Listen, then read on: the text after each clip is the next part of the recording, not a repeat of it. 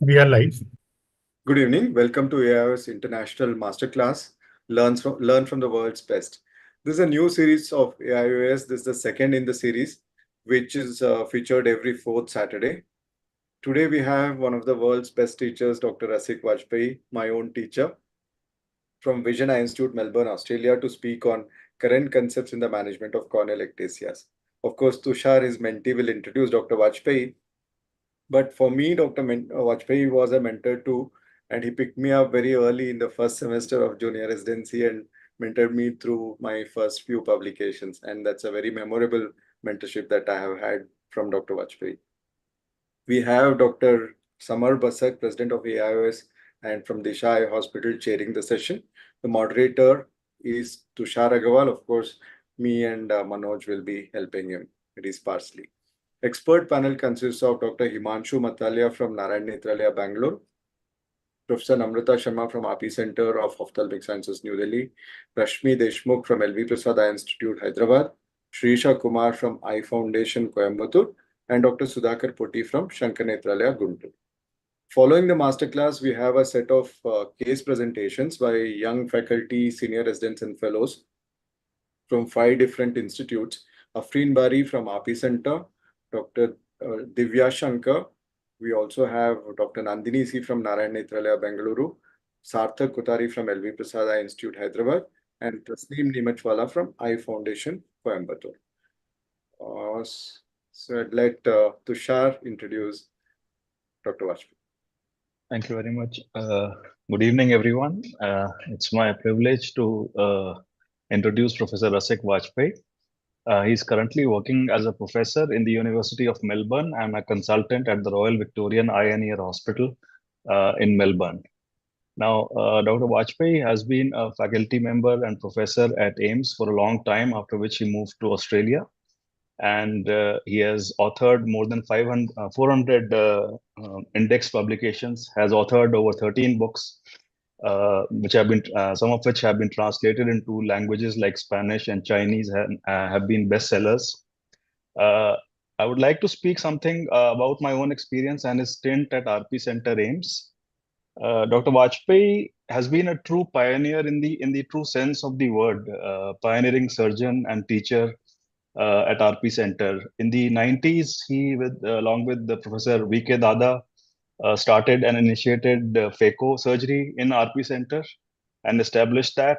And then following which, in 98, he became the head of the cornea, refractive, and the cataract surgery services at RP Center. During this time, he oversaw the transition from the routine keratoplasty of penetrating keratoplasty and LK to this corneal surgery which we see now today, which includes DSEC, DMEC, DALC, ALTK. He was, in that sense, he had a knack for picking up surgeries very early on in their development. And he initiated everyone into DSEC, DALC, ALTK, and things like this. He also started femtosecond laser refractive surgery at RP Center. And in the same light, he also knew which surgeries are not going to work. He did not straight away jump into the bandwagon. I remember when Intax came, he said that, this is not going to work because they don't read the pathology at its root cause, and it turned out to be true. He had the same opinion about femtosecond cataract surgery, that it doesn't offer a very great advantage over the routine phacoemulsification, which has now again been proven after so many years in all the literature, that in very small subset of patients it has advantages over the routine cataract surgery. So we have been blessed to have been guided by him through our journey. A lot of his senior residents went on to become faculty and professors at RP Center and around the world. At RP Center, I can count, other than myself, Dr. Rajesh Sinha, Dr. Vanathi, Professor Namrata Sharma. They have all worked as senior, including Dr. Neelam Pushkar. They have all worked as senior residents under Dr. Vajpayee. And with these words, I would like to welcome him to this session, and welcome, sir. Thank you very much, Tushar. Thank you, Tushar. Dr. Samar Basad, President of AIOS, is here. I request him to make opening remarks. Hello, sir. How are you? Hello, Summers. It's good to see you as always. I was in Australia yesterday only. Yesterday Oh, morning in Brisbane, and I came to last night, late night. And you missed us in Melbourne. no, we had a program in Samoa. So I was in Okay. Samoa for 5 days. All right. Anyway, and this is very exciting opportunity to welcome you, sir. Long good friend, though not directly touched with you, but indirectly, most of the international meeting, we talk each other. I have learned so many things from you. And today we'll be hearing from you about the one of the important part of cornea, that is ectasias, current concepts. And I think all the AIOS member and international members at the same time will be benefited out of it. So with that words, I just welcome once again in this AIOS Masterclass session. Thank you very much for accepting our invitation. Over to you, sir. Thank you very much, Summer. And I would like to thank All India Ophthalmological Society and Dr. Santosh Honavar in particular for giving me an opportunity to share my knowledge, whatever I've collected during all those years that grade my hairs. So let's start the talk. And how do I share this screen? At the bottom green button, sir. Share screen. Share screen, arrow upwards. Oh, yes. Share. Yes, sir. Yes, we can see, sir. That's right. So thanks again. It's good to see you. So many of you, friends, students turned, professors. It's always a pleasure. And I've changed my, topic a little bit. So current concepts, sometimes doesn't mean much because techniques that were discovered 10 years or 15 years back, they are still in vogue and are being vigorously practiced for diagnosis and management of various ocular diseases. So I'm going to talk about what is a effective and ideal for management of corneal ectasia. So corneal ectasia is a kind of a group of conditions that are characterized by corneal thinning and steepening. It can be natural or iatrogenic, and many a times patients have ocular and systemic associations. Also, it can progress or non-progress. However, if it progresses, there is a decreased visual acuity over time, and the patient, besides the usual glasses or contact lenses, may require surgical interventions. So just to categorize corneal ectasia, natural and induced, the most common is keratoconus, and we do see cases, the corneal surgeons, especially of keratoglobus and pellucid marginal degeneration. Induced keratectasia is usually seen after post-refractive surgery or in cases of corneal transplantation that were performed for keratoconus some 15 or 20 years back. And once in a while, I've seen cases of corneal ectasia after trauma. So keratoconus is the most common corneal ectasia, usually bilateral, but it can be unilateral also. Can start at pre-puberty also. Previously, it was the concept was that it starts after puberty, but we do see cases in children who are 9 or 10 years old. Also, it can progress even after the 4th decade. I had a case, I'd done DAL bilateral in a case, and then the keratoconus started progressing in the periphery. It has ocular and systemic associations. After refractive surgery, the keratoconus has been seen after radial keratotomy, LASIK, PRK, SMILE, all kinds of keratorefractive surgeries. Now we come straight to the management. So the first, there are four pillars of management of corneal ectasia, and it starts from prevention. And all this treatment has to be made, has to be tailor-made according to the need of individual patient, and one size doesn't fit all. So let's go to prevention. So if a young child comes to you with the allergy or any other problem or any other systemic problem that can cause or that can predispose the eye for the occurrence of keratoconus, so you eliminate that factor. And the most common is allergic eye disease and the cornea and the eye rubbing, that causes the eye rubbing that happens because of that. If the patient is having skin atopy, send him to a dermatologist as soon as possible to get it treated. And also, one has to do optimal screening of refractive surgery patients. And on the right side of the slide, as you can see,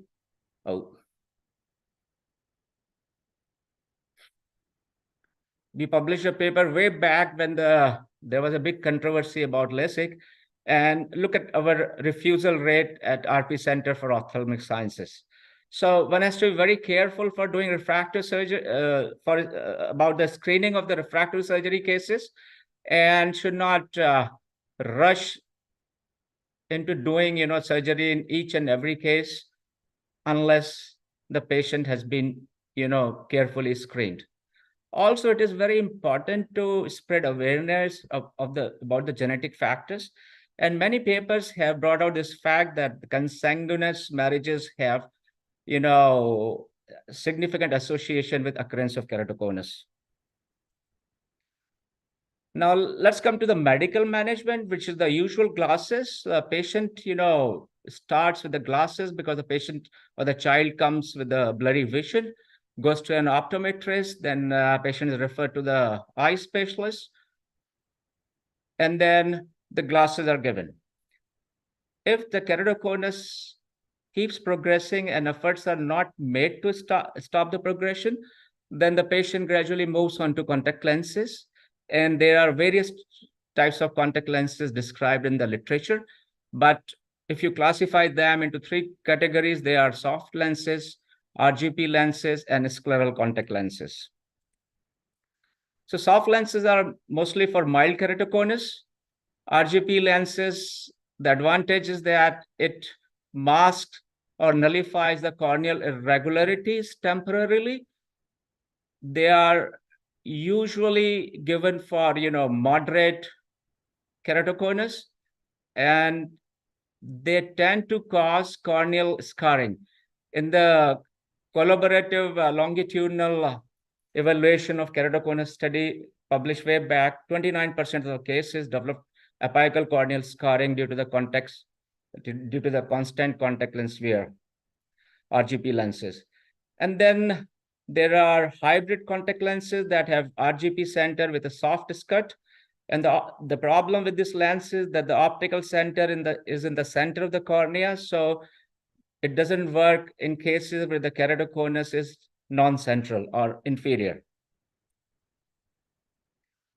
Then this is a complex system. There's a complex system of piggyback contact lenses. So for the comfort, a soft contact lens is fitted, and on the top of that, an RGP contact lens is placed.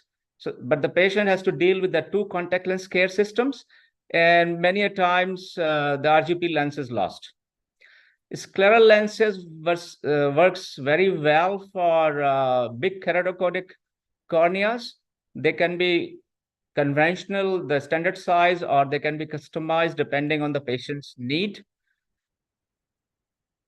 They completely vault over the cornea. Their centration is good. However, their handling is slightly more complex than the usual RGP lenses, which are the commonest lenses for the keratoconus. Then this is an interesting row scale lens, which is very popular, and it can be customized to the exact geometry of the keratoconic cornea and claims to correct all the myopia and astigmatism. It also allows cornea to breathe, and recently Rose K2 lens has also come, which is supposed to be better than the standard rose scale lens. So to sum up, for mild cones, RGP lenses are commonly used. For the moderate cones or big cones, hybrid lenses work very well if the cone is central. And for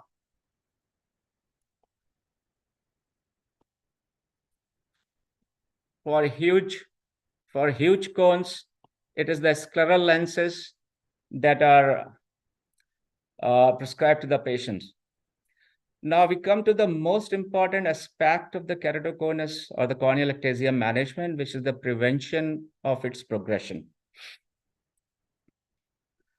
So first advice you give to the patient, whether the patient has allergic eye disease or not, stop eye rubbing. Sometimes the patient has dry eyes. The computer professionals, they develop dry eyes very fast, and sometimes they rub their eyes. So we tell them not to rub eyes.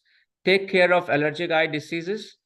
And topical cyclosporin works very well if it is not amenable to usual mast cell stabilizers or short-term topical corticosteroids. Now, this is a very interesting and very important paper published by Dr. Rohit Shetty's group, which has shown conclusively that there's an elevated expression of mediators of ocular surface inflammation, keratoconic eyes, and they cause the cornea to degrade in terms of developing ectasia. I have 2-3 patients, young children, who came to me when they were 10 years old. They had chronic atopic conjunctivitis. They had regular astigmatism, but not the keratoconus. I just put them on topical cyclosporin A after a short course of treatment with the steroids, 1 drop a day, sometimes 1 drop twice a day. Now 4 or 5 years have gone and their corneas have not changed. So I have a feeling that even if a patient doesn't have ocular allergy, if you diagnose a child early, which has a usual history of patients having keratoconus or other risk factors, if you put them on just 1 drop a day of topical cyclosporin A, maybe they never develop keratoconus.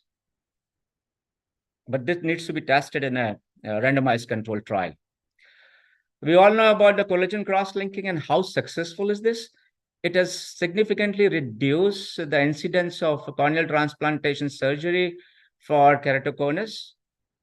It works by strengthening the cornea and increases the corneal biochemical rigidity. The standard Dresden protocol, which we all use for keratoconus, involved 3 milliwatts per centimeter square energy for 30 minutes.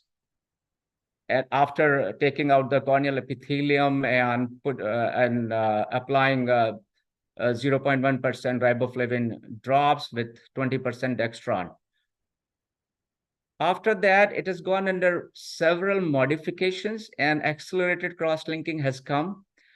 Now, these have been tried by everybody, and every corneal surgeon or corneal specialist, they use different protocols, but of accelerated cross-linking, 2 protocols are most common. One is 10 milliwatts for 9 minutes and 18 milliwatts for 5 minutes. People have also used 3 milliwatts for 3 minutes as a standard CXL, and also pulse on and pulse off modality. We know epithelium on collagen cross-linking doesn't work at all so far, unless they find some new things. Thin cornea, people have successfully used hyposmolar riboflavin, and Dr. Hafezi's group has actually developed a protocol for customizing collagen cross-linking in thin cornea. Now, collagen cross-linking has also been combined with refractive surgeries with successful results by many authors. So let's talk about these modified protocols. Now, the hyposmolar collagen cross-linking has been tried by many investigators. Some have found them that effective. Some have shown that it is not that effective. The problem with the hyposmolar riboflavin is that it artificially swells the cornea. So the less number of collagen fibers are available to be for cross-linking. Also, it forms pools of riboflavin inside the cornea that negates the effect of the collagen cross-linking.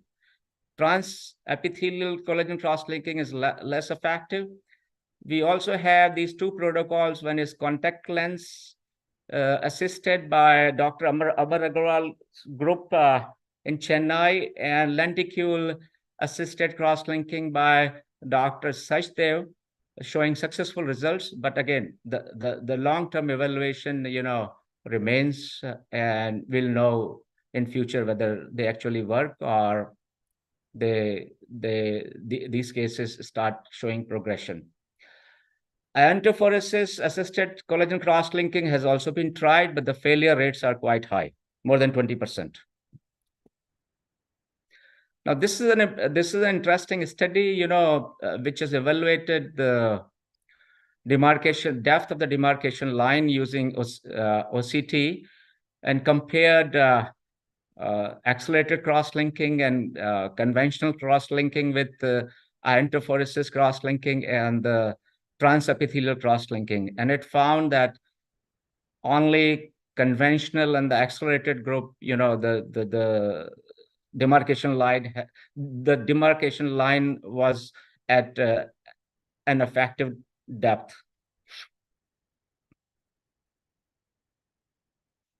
So this is another study that has evaluated transepithelial accelerated cross-linking, which used 60 milliwatts for 15 minutes. And again, it did not find it to be effective. And many patients many keratoconus patients continued to show progress, requiring additional procedures. As I mentioned earlier, the collagen cross-linking is such an interesting technique, and it has opened a new kind of means in the armamentarium of corneal specialists. And the refractive surgeons are combining this procedure for doing various refractive procedures, especially in cases where there may be the possibility of the progression of keratoconus. And it has been combined mostly with PRK and intracorneal ring segments surgery, but people have also used it after doing phakic IOLs. And I can't see my screen fully.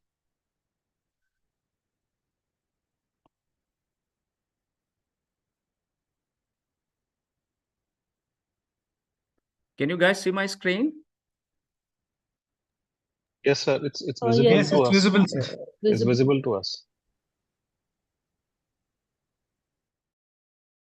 I'm seeing a bar on the side, which is not going. So it's covering my slides. It's not letting me see the whole slide. Sir, at the top, you'll see something called as view. So you can just reduce that whole bar from there. If you're Okay. seeing a list of people who have joined in the meeting, then you Got can it. Thank you. Yeah. So people have also done PTK for corneal scar in keratoconus and then done cross-linking. Now let's come to the actual surgical management if the keratoconus continues to progress in spite of all the treatments we have done. So intracorneal ring segments actually were discovered for myopia, and they did not work in myopias. And then people found, oh, they can flatten the cornea, and it was found to be very useful in keratoconus. Various types of corneal rings are available. And recently, Dr. Susan Jacob has innovated corneal allogenic intrastromal ring segments, which comes from the donor cornea. They come in various sizes and arc lengths. They create a more uniform corneal contour. So the primary goal of doing the surgery is the patient can tolerate the contact lens, especially the RGP lens. And the secondary goal is that maybe patient can, transit from rigid to the soft lens or spectacles, which are much more comfortable. So when we do this surgery, we have to make it clear. We have to make it clear to the patient that he or she will have to be dependent on visual aids. It does not halt the progression of the keratoconus. There's no evidence as yet. And sometimes, even after doing the surgery, it does not benefit. The patients still have contact lens intolerance. So it's not a definitive treatment. However, the advantage is it's an addition surgery, so you can always remove them. And it is implanted in channels which can be created by a steel keratome or femtosecond laser.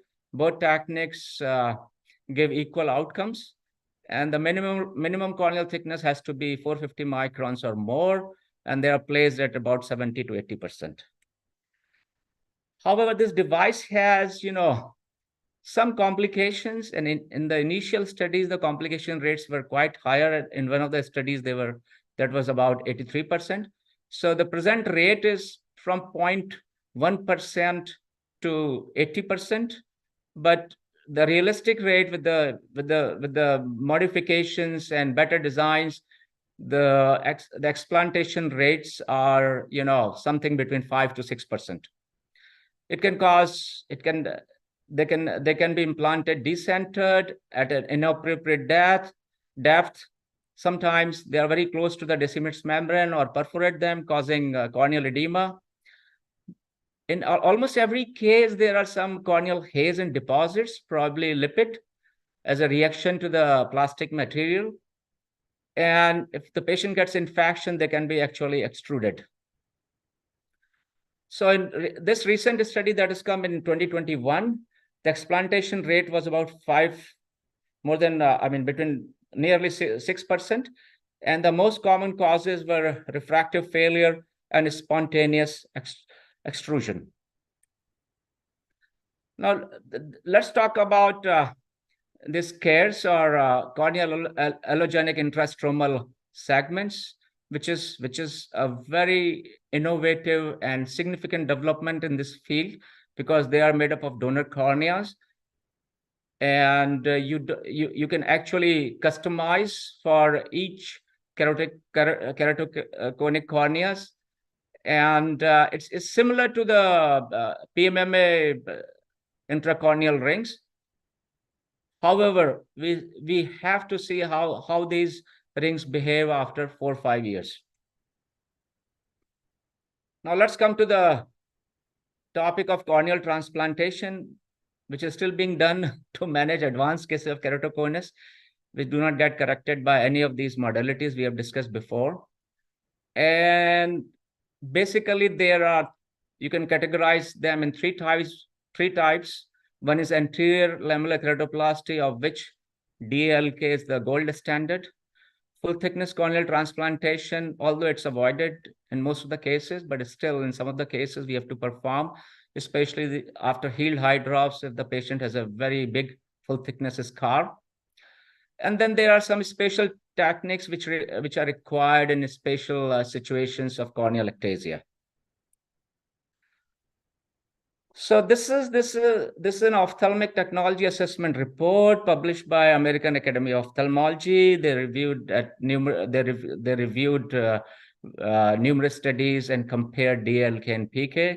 They found that if you are able to leave 65 microns or less of the residual stroma, the visual acuity is comparable and endothelial cell counts are much higher in DLK, besides the obvious advantages of less rejection, less chances of cataract, and less chances of glaucoma. In my experience, if you are able to leave less than 100 microns, the results are equally good.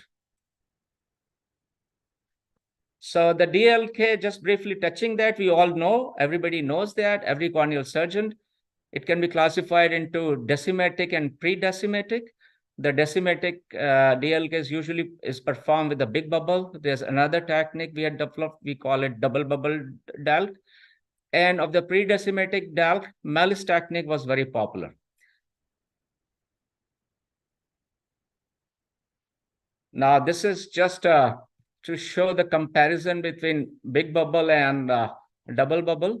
On the right side and the left side, both are cases of keratoconus.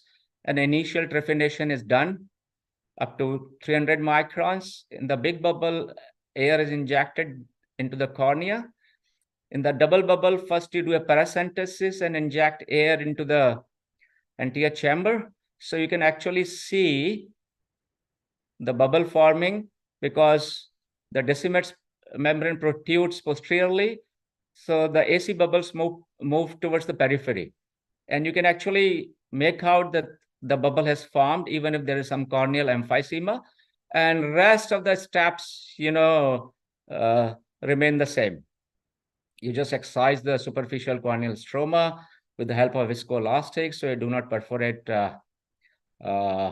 decimates membrane, turning into a full thickness corneal transplantation, which is the actual, worry with most of the corneal surgeons. We are tense when you're cutting this, and all of us have gone through this. After this happens, you wash out the viscoelastic. Many people forget to wash out the viscoelastic, but needs to be washed out, otherwise you'll have a double chamber next day. And then you suture the graft with the usual 16 or 24 sutures. So when I was doing this technique, I've done both big bubble and Malice, and I was having this problem. With the big bubble, I was always scared, and I think everybody is scared because you have told the patient that you will do a lamellar graft, and then there's a non-formation of big bubble, there's an emphysema. Also, sometimes you don't identify the big bubble, and sometimes it has happened to me once while operating live in one of the international conferences, that the big bubble formed, and because of the air was too much, the decimates membrane perforated. So you're always kind of in a worry. Now people can claim to have 100% results with a big bubble DALK in bearing the decimates membrane. I humbly do not agree. It doesn't happen, and even in best of the hands, it is not more than 80%. So even if the big bubble forms when you are dissecting the stroma, you can always have a perforation of the decimates membrane. With the Malice DALK, it worked very well in moderate keratoconus, but for extreme corneal ectasia, we did not know whether we can cause a posterior perforation while doing a closed lamellar dissection. So I was always looking for a new technique, which is easy to perform in average corneal surgeon hands. Now, there are some outstanding corneal surgeons, there are some good corneal surgeons, and there are some average corneal surgeons. So any technique, like if you look at phacoemulsification cataract surgery, so average surgeon can perform a beautiful phaco, which can compare with the best of the world. So every technique has to be like this. That's what I thought. It has to be reproducible and minimal complications while doing the surgery. And of course, outcomes have to be comparable to PK, the visual outcomes. So again, I looked at this study and thought, oh, okay, let's try doing something manual. And then with Professor Namrata Sharma and Dr. Praful Maharana, we developed this technique, and we call this dia DALK. It needed just a trephine to make a mark, 8 or 8.75 millimeter, whatever trephination mark you want on the host. Then we take a pachymeter and do a pachymetry at about 11 o'clock at the mark. And whatever measurements come, we deducted 30 to 50 microns from them and made an incision. And from there, we started our lamellar dissection. So no trephination of the host was required.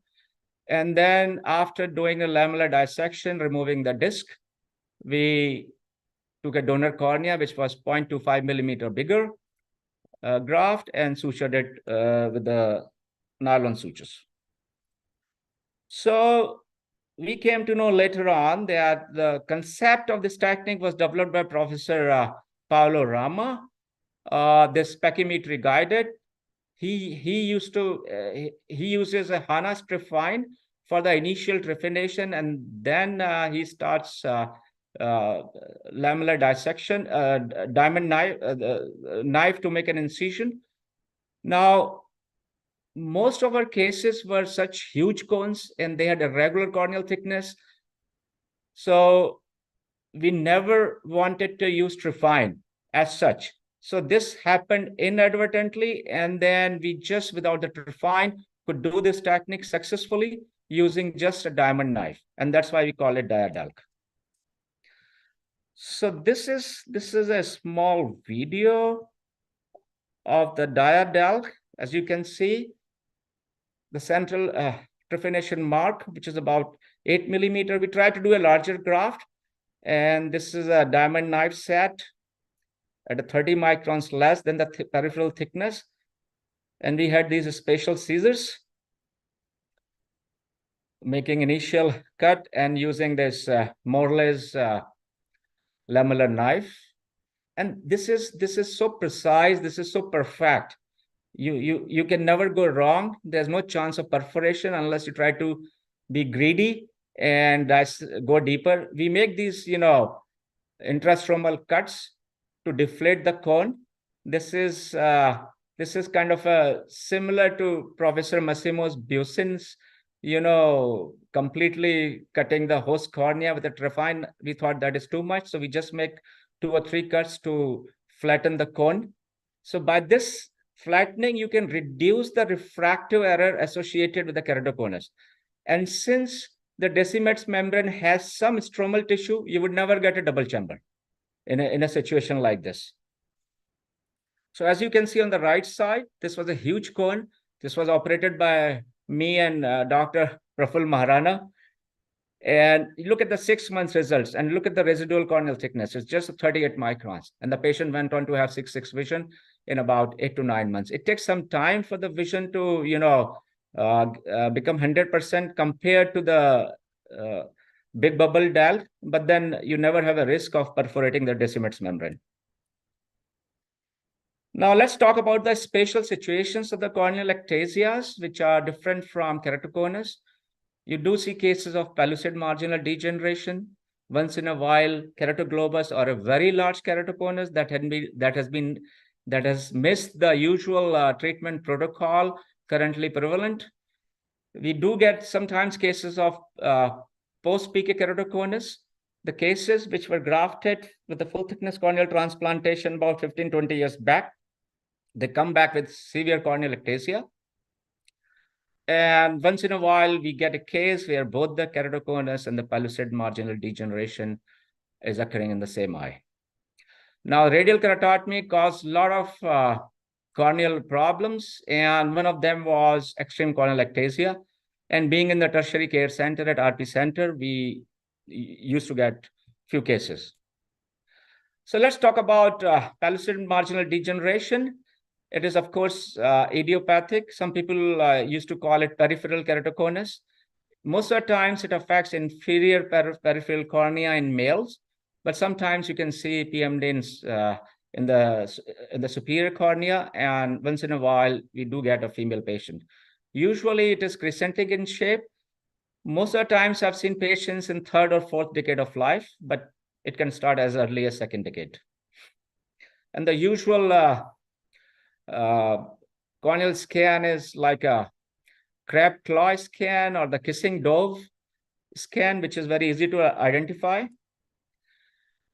So again, we start with the glasses and contact lenses. Some people have tried cross-linking, decentering it towards the peripheral cornea, the ultraviolet light. And if you look at the literature, numerous techniques have been described, which has started from a full thickness corneal transplantation with a very large graft to a deep anterior lamellar keratoplasty that can be, decentered. and crescentic keratoplasty. There are case reports of intralamellar keratoplasty, just fitting a lenticule after creating a stromal pocket. People have also tried intrastromal corneal ring segment rings, but not with too much success. In cases with that have keratoconus and PMD both in the same eye, I treat them with tuck-in lamellar keratoplasty. So, in my opinion, the best technique, is that has been described by Professor Ritu Arora, a crescentic, tuck-in LK, just to treat, the peripheral part. And later on, after 6 to 9 months, all the sutures come out, then reevaluate the patient. And then if the patient requires, then do a kind of a large manual DALC or a full thickness corneal transplantation.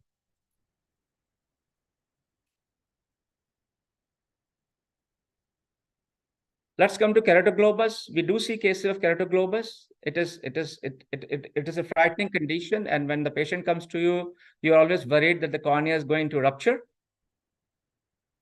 Now, the management involves, the first step is advising the patient to wear some kind of a glasses, protective glasses, because with minor trauma, these can perforate and the patient can lose the eye. Of course, you give glasses.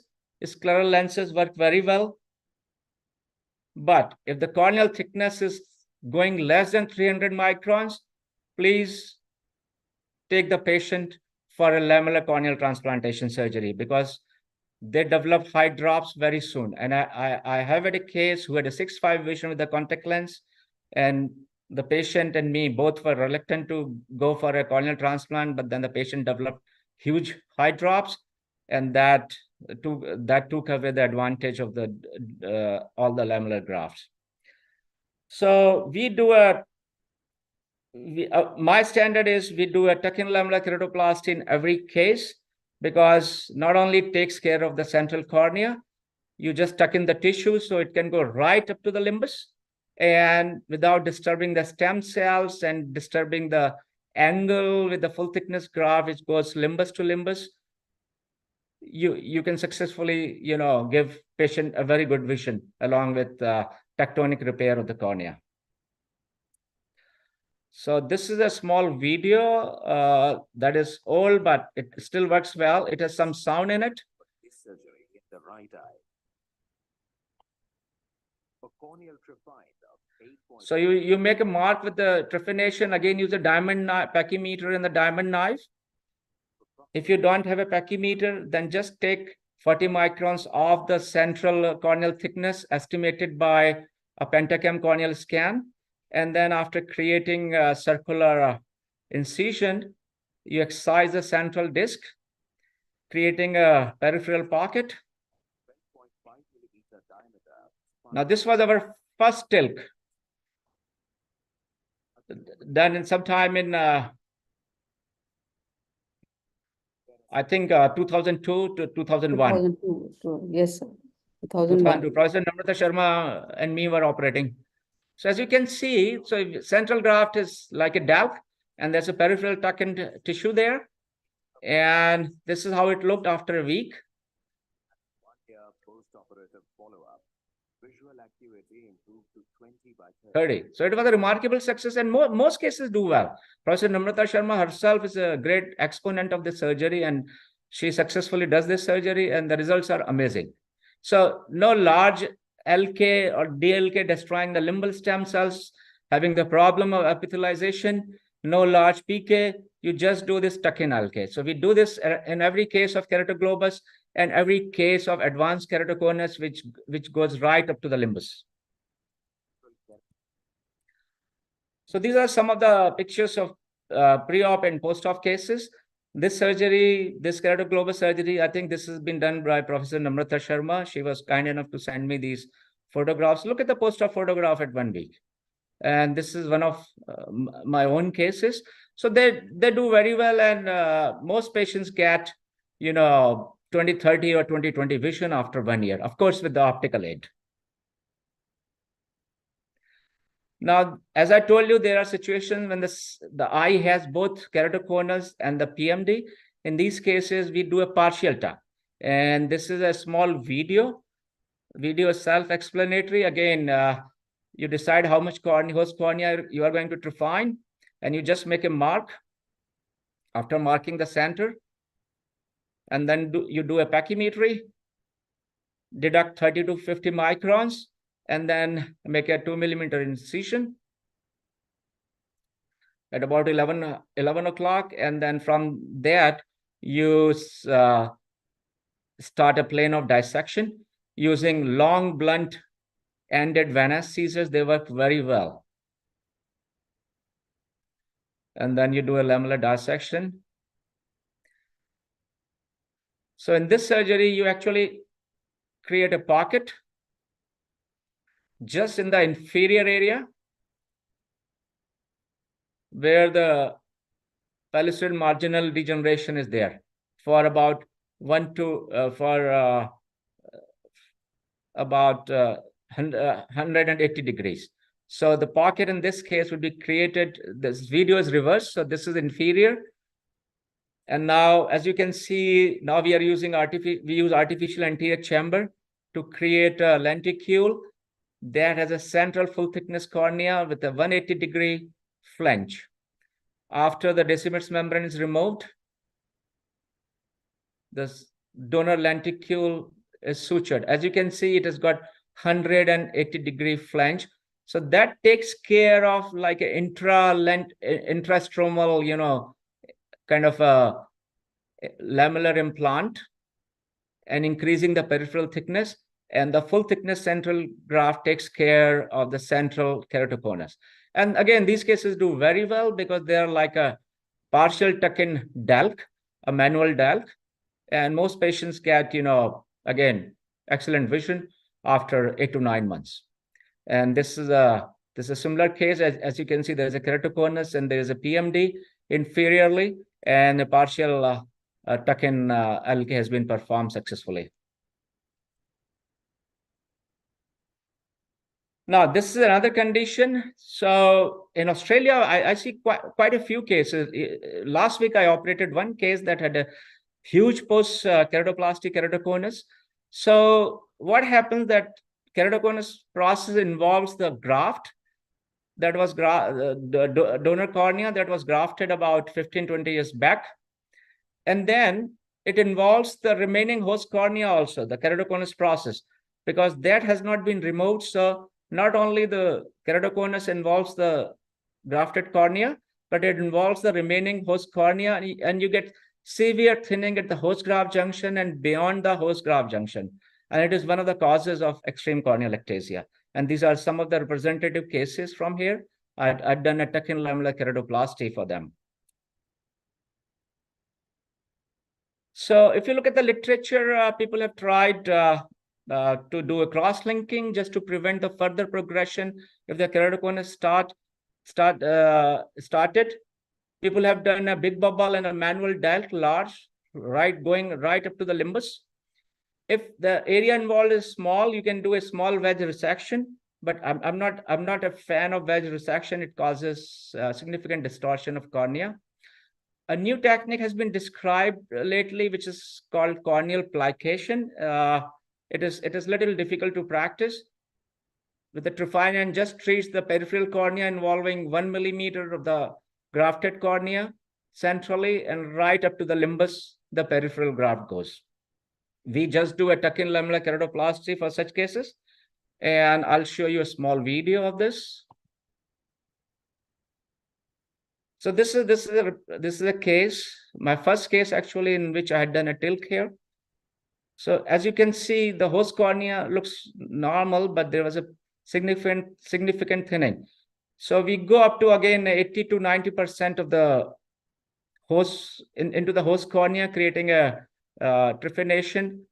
But nowadays, I don't use a trephine. It is unreliable. I just use a diamond knife after measuring the corneal thickness, which you can be more accurate. As you can see, I created a pocket all around, and this is a host cornea, and I'm creating a flange after doing a trephination of about 0.25 millimeter bigger centrally, and it has a peripheral, flange of about 3 millimeters.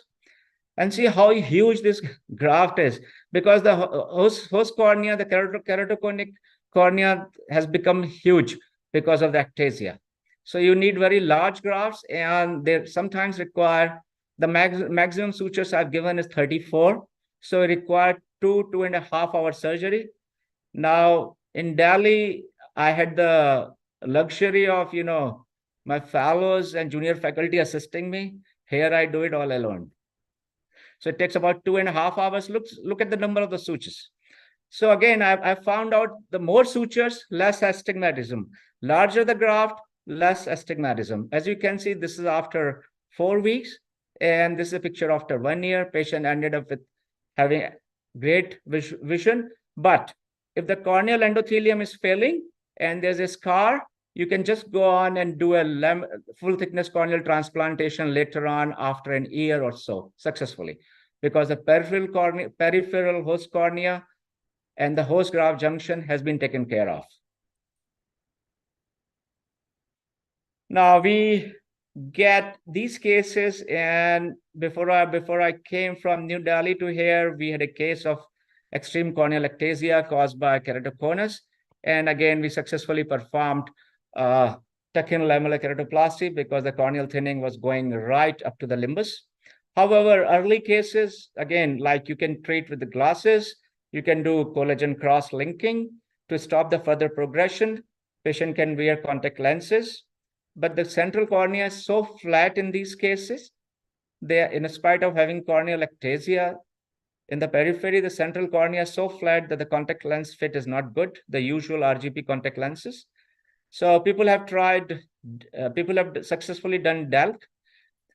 I would say big bubble DALC is a little dangerous in these cases because the incisions can perforate and with the pressure of the air, and that can, result in you having to do a full thickness corneal transplantation. So rest of the steps, remain the same.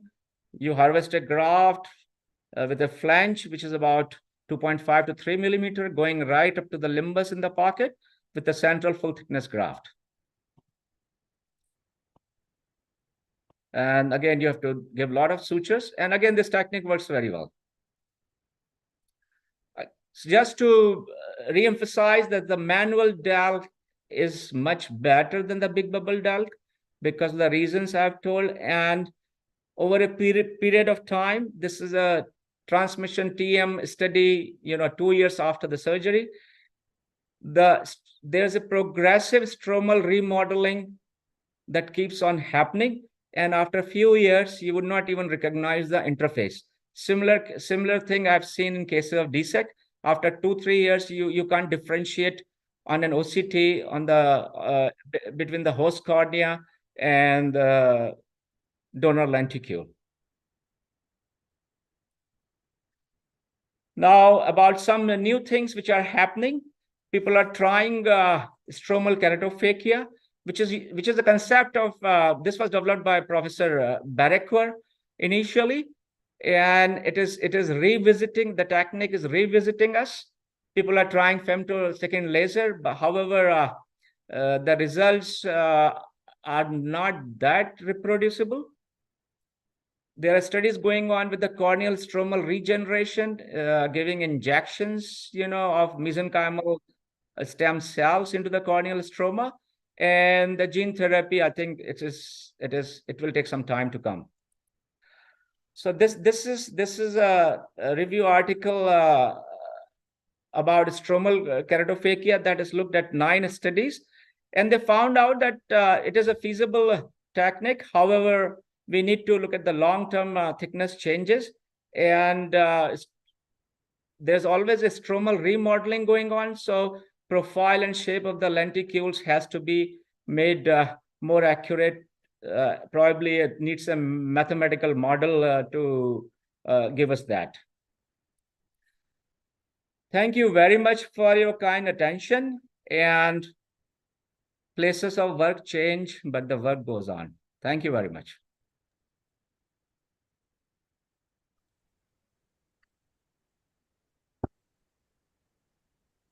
Thank you very much, sir, for a true masterclass on management of corneal ectasia. And it was very nice to see some of the newer things also.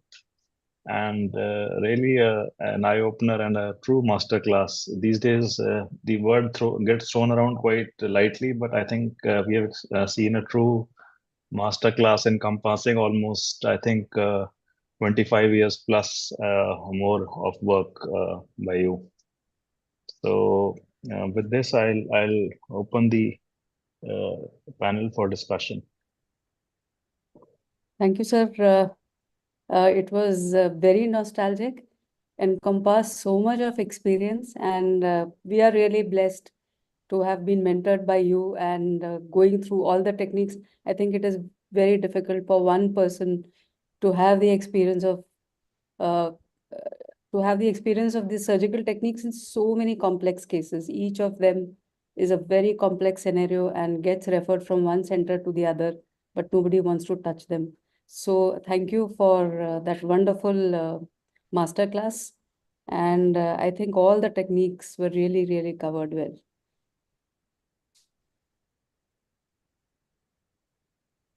Thank So you, I would Dr. like your opinion on one type of cases. When we see healed hydrops with keratoconus, and there is a hydrop scar running sometimes through the pupillary center or sometimes away from it.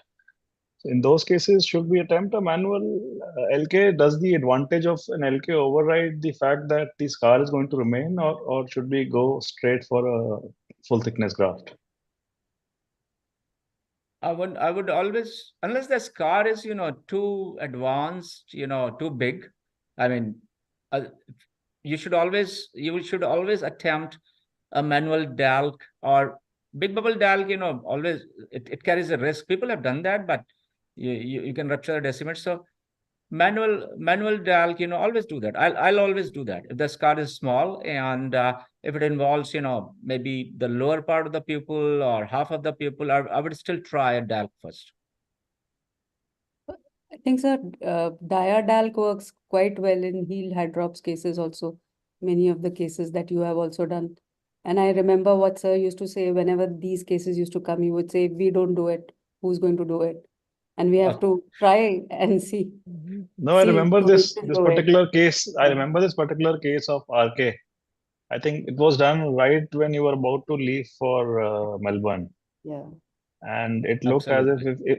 if we touch it with the sponge, it is going to perforate. I think it was less than 100 microns thick, the entire cornea. That tall patient, I Yes, think, yes. is the same. Yes. He has got 6/9 vision, in both Yes, eyes. he's I following think he's us still. following up with Dr. Namrata or you. Yes. Yeah, but I also run across him sometime, and that case I think was the peak of all these surgeries. It looked impossible. It was paper thin. The cornea, I remember clearly, it was paper thin, and from limbus to limbus. It was not just peripheral thinning, and with all the RK scars melded into the cornea, 100 micron cornea. Should we move on to the present case presentations? Yes, I think we can. Tushar, I have one question to sir. Yes. Thank you, sir. It was an excellent presentation and so beautiful videos and difficult cases you have demonstrated. Like I have had the opportunity of watching you live long back, maybe 15 years back in RP Center. You did a big bubble DALC, and I was actually started my DALC surgeries after seeing your live surgery. And of course, now, of course, I have done close to 500 cases. I have one question, sir. The PMD, do you suggest CXL in PMD?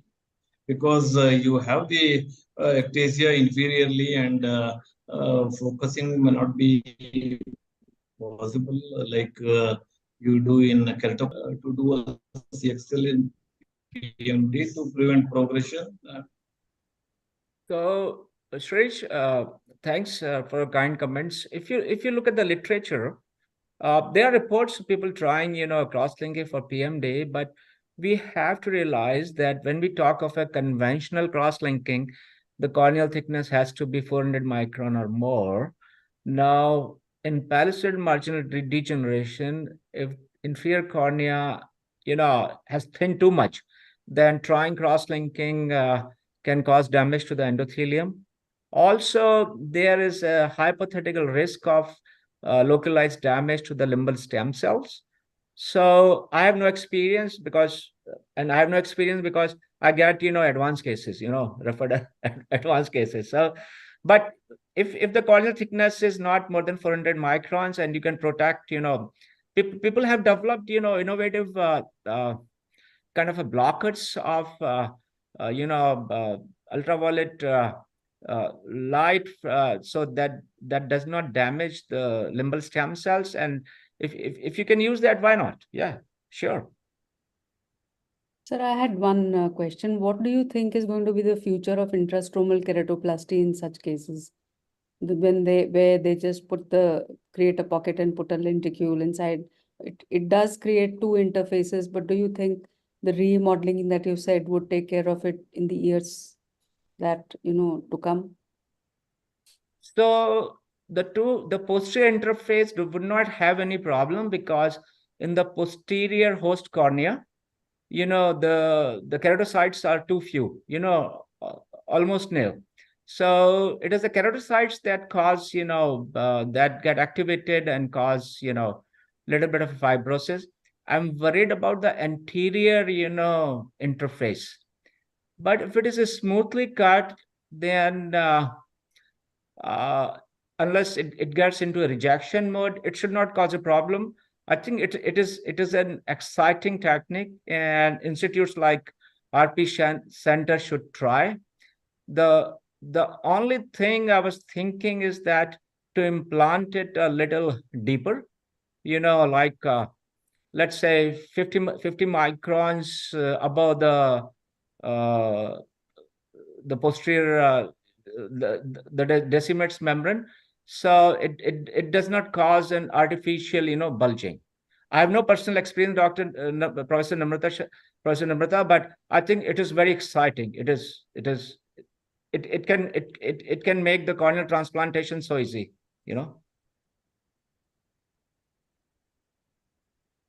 Sir, can I ask a question? Of course, please. So I wanted to ask, beautiful videos that you showed there of all the various keratoplasty techniques. Is there any advantage of femtosecond DALK that you see? And if yes, then in what cases would you prefer femtosecond DALK over a manual in the first go? So femtosecond DALK is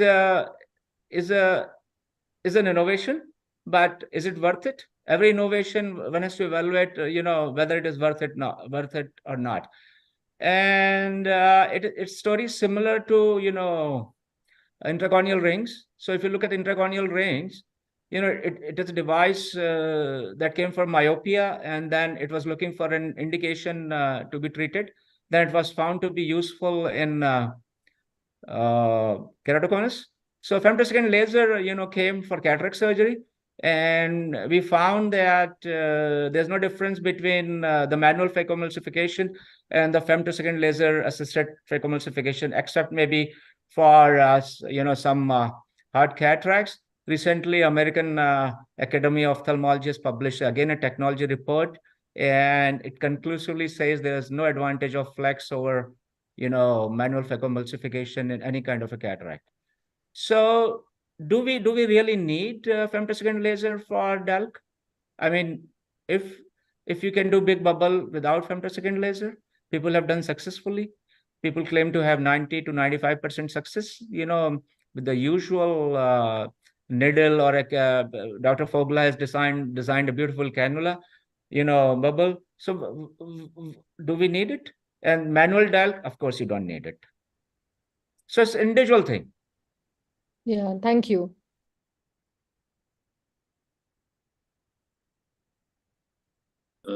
Sir, I have a question. Is regarding CARES. You were talking about CARES, intrastromal ring segment. There's the allogenic corneal ring segment. So, don't you think over a period of time, this allogenic tissue will become more compact and lose its effect? Like we see in DSEC, over a period of time, the lenticle becomes thin, and 150 micron lenticle will become 50 micron over a period of time. Don't you think this will happen even with the intrastromal ring segment, and the effect will be lost? So you asked a very good question, but I only have a hypothetical answer. So what you are saying is, does the stiffness of does the stiffness of the allogenic ring segments compare well with the PMMA ring segments, the toughness? No, it does not. And also there's an issue of stromal remodeling, which would not affect the PMMA ring segments, but it can affect, these donor corneal tissue allogenic implants. So my hypothetical answer is, over a period of time, which may not be very long, the fact of these segments will be nullified, but it remains to be seen. Thank you.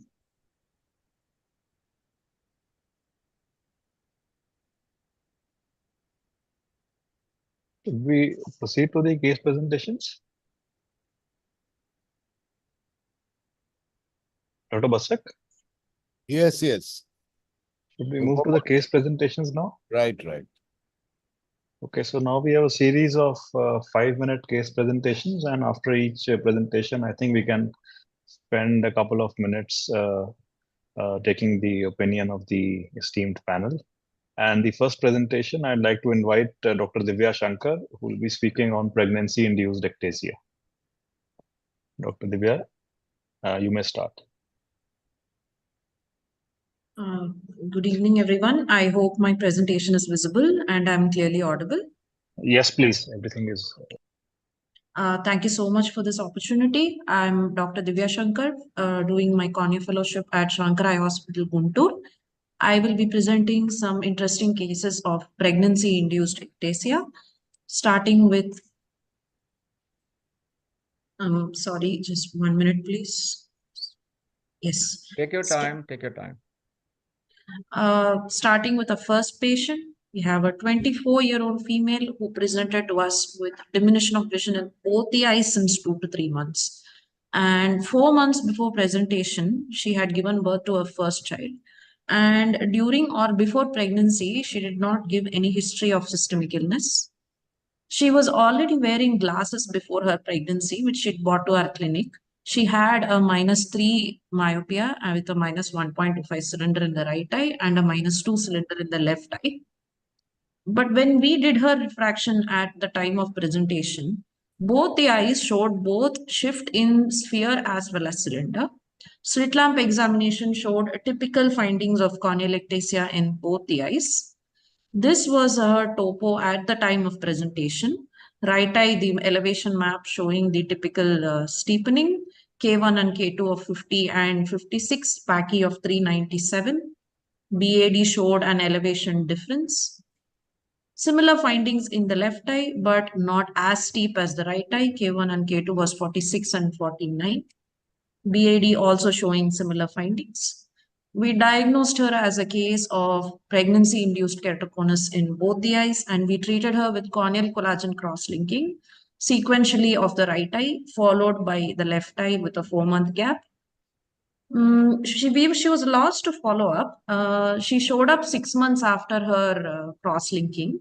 This was her topo at on January 2023. This is the right eye and the left eye, and for ease of viewing, I've tabulated them. So this was the post C3R value, and this was at the time of presentation. Some flattening is seen in both the eyes. She again came for a review this month to us, and her refraction has now stabilized with a vision of 6.9 in the right eye and 6.6 in the left eye. Coming to the second patient, we had a 28-year-old female who presented to us in July of 2018. Her history was that 4 years before presenting to us, she had undergone femtoLASIK in both the eyes at another institute. When she presented to us, it was 9 months since she gave birth to her first child. And she was complaining that the vision in her right eye had come down since the last 6 to 8 months. She had her pre-LASIK records with her, and this was her refractive error at that point. She also had her pre-LASIK topos, which were again largely within normal limits. K1, K2 were okay, PACI was 503. And this was her left eye. Again, K1, K2 was okay, PACI was 507. Nothing alarming there. So this was her timeline. In 2014, she had undergone LASIK of both the eyes. 2017, she gave birth to her child. And 9 months later, she came to us with diminution of vision only in the right eye. So she had already gone to a local optician and got glasses of -2 myopia of the right eye 6 months before presenting to us. When we did her refraction, she also had an additional 0.5 cylinder. Her left eye was all right. She was reading 6.6. On slit lamp examination, her corneas were unremarkable in both the eyes. So these were her topos at the time of presentation, largely normal, 43 and 44 K1 and K2, PACI of 473. BAD did not show any significant elevation difference. So this was the left eye, again, largely normal, K1 of 41 and K2 of 42. BAD was okay, but the left eye has always been stable to begin with. So we estimated her post-LASIK keratometry values in both the eyes based on her pre-LASIK K reading and pachymetry. And if we compare it with the present values at the time of presentation to us, we find that there is some difference in the K reading, but not enough for us to qualify it as a progression of ectasia. The left eye is again stable when compared to the predicted values. So we diagnosed her as a case of right eye post-LASIK regression induced by pregnancy. And we treated her with a right eye PRK extra with CXL of accelerated protocol. So this was not a ectasia per se, but there was some change in the cornea causing the regression here. At 1 month post-op, she regained her... Just a quick question. Yes, sir. After the delivery, how much the time gap was between this PRK, CXL extra PRK and the delivery of the child? How much time? 9 months, sir. 9 to 10 months. months. 9 But months. she is complaining of diminution of vision 6 months before presenting to us. So she's come a bit late. No, I'm talking of the treatment you did. How much time, how much gap you kept between the 10 delivery months, and sir. 9 to 10 right, months. 9 to 10 months. Okay. So at post-op, she regained a 6.6 vision with right eye with a faint haze of the CXL. I have now tabulated the values at the time of presentation and post the PRK extra. We can demonstrate the flattening here. And she is now again lost to follow-up. We should have monitored her for any further progression. Now, pregnancy is a high estrogen state, and the cornea has estrogen receptors, which upon activation leads to reduced stiffness of the cornea. Relaxin is another hormone in pregnancy which causes the corneal remodeling. Pregnancy is also a state of high water retention, so there is increased thickness of the cornea due to waterlogging, and there is a change in refractive index.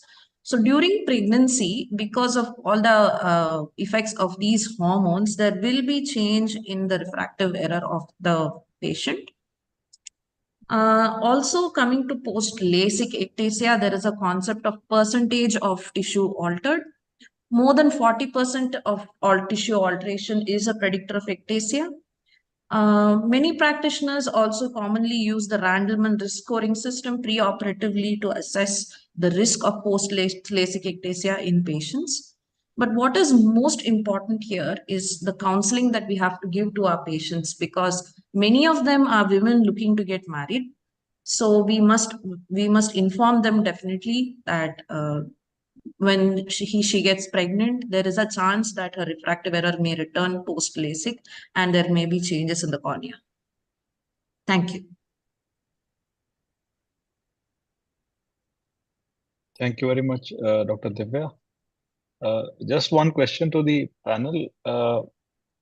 So, how, in your experience, how do you correlate these two things, the pregnancy and the ectasia, sir? Divya, very good presentation, very nice documentation. Thank you, sir. Interestingly, any ectasia itself, they are not, the incidence is not very high.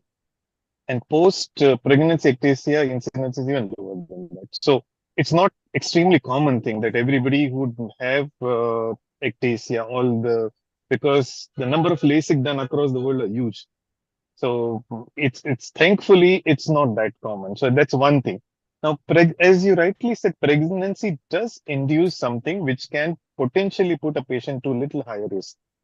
Now, we also have to remember that, like your case, you said one eye got ectatic, and other eye was not ectatic. Now, interestingly, whatever hormonal changes are occurring in both eyes. Now, there we forget the role of other thing, which like Damien Gatinel reported, which was indirect and direct eye rubbing. We do keep talking about direct eye rubbing, but we do forget about the role of indirect eye rubbing, which is the sleeping position, pressing of the eye with your hand or pillow, and those kind of things. And that's invariably the case when you ask them, this patient might have habit of sleeping on the right side.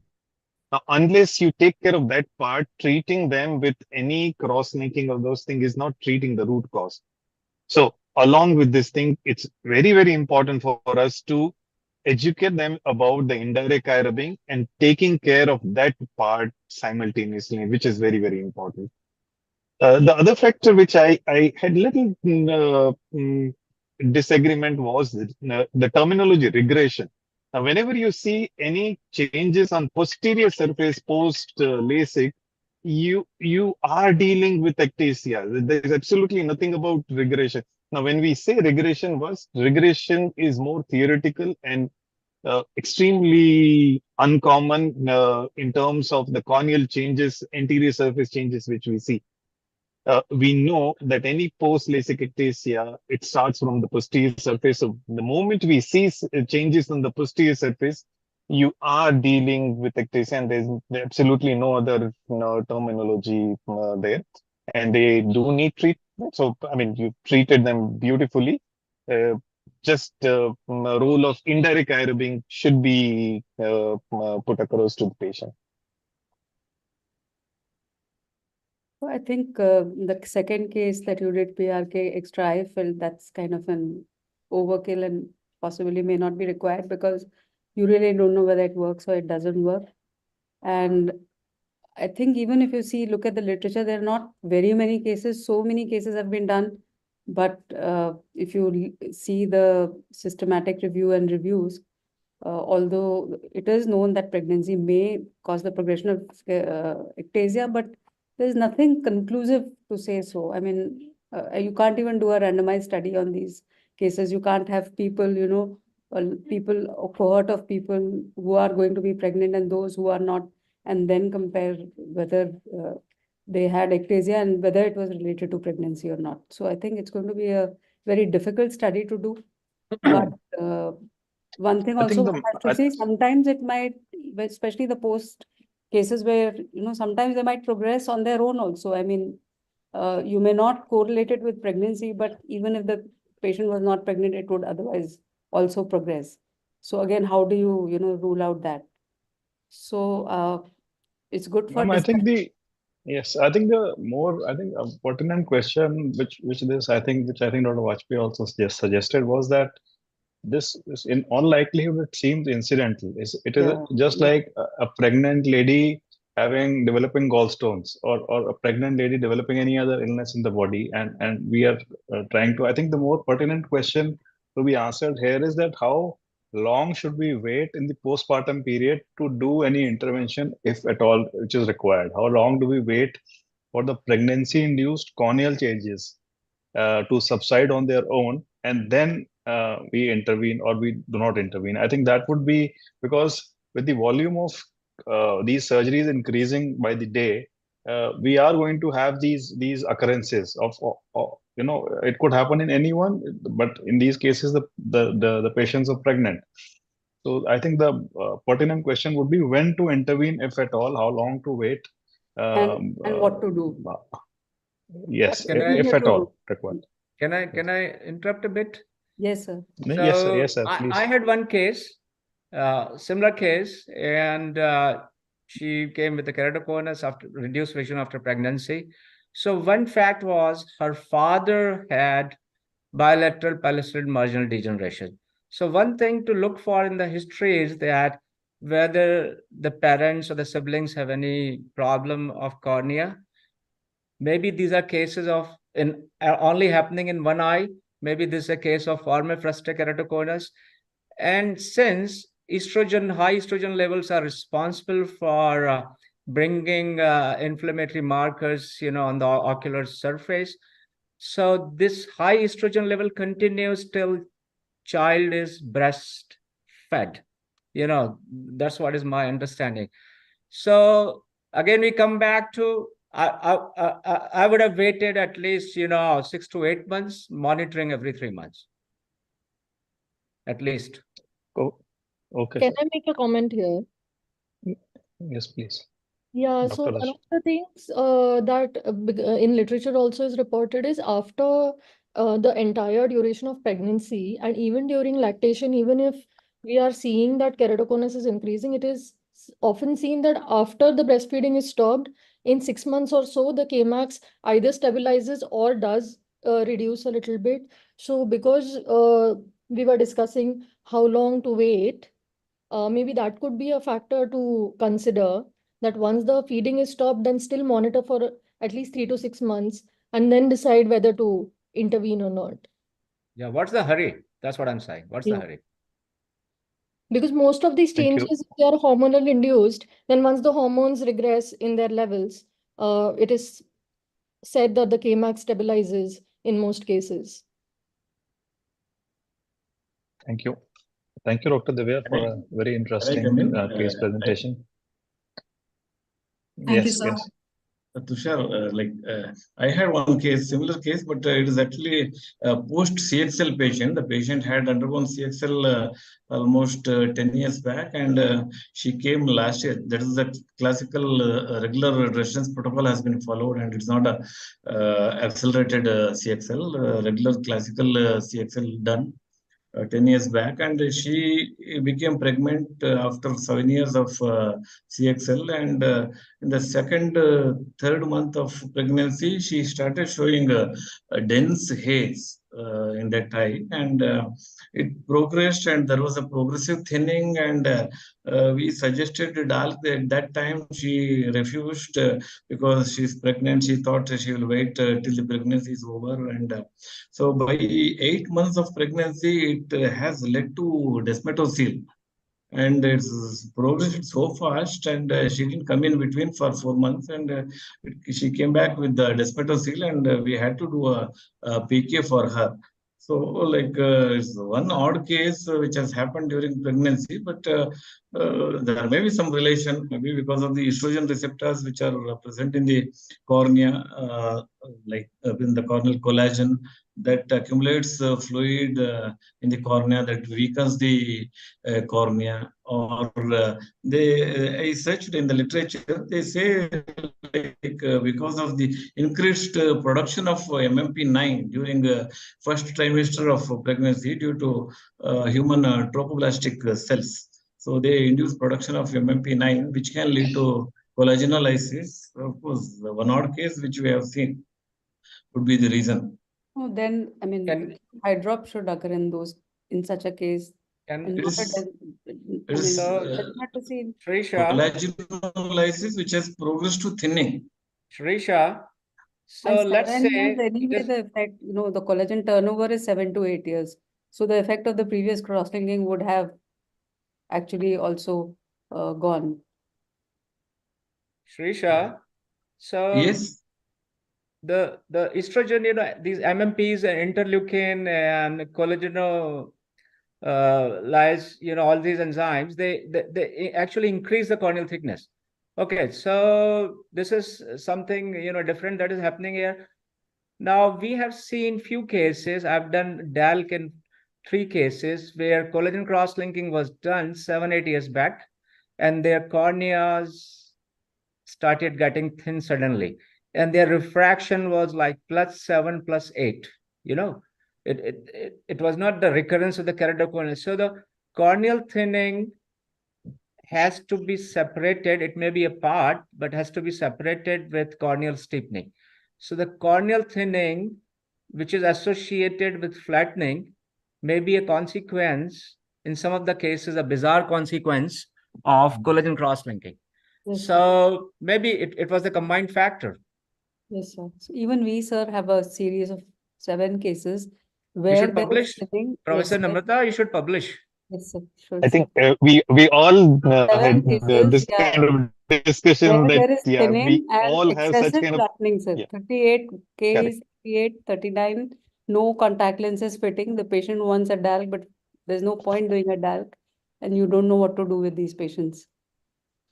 True. We all have similar cases, and I think it's more to do with Dresden protocol overkill, leading to apoptosis and slowly, gradually thinning of the cornea. And at one point, there is no other thing but you're going to get a desmetocele there.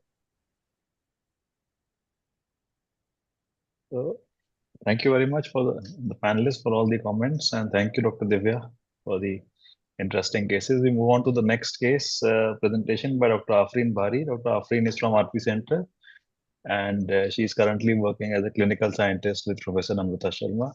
She'll be speaking on a case of keratoectasia in a patient with the macular corneal. Dr. Afreen, please put your screen.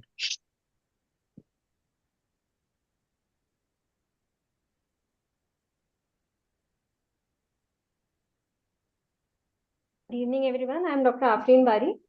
Yes, you're audible and your screen is visible. Thank you, sir.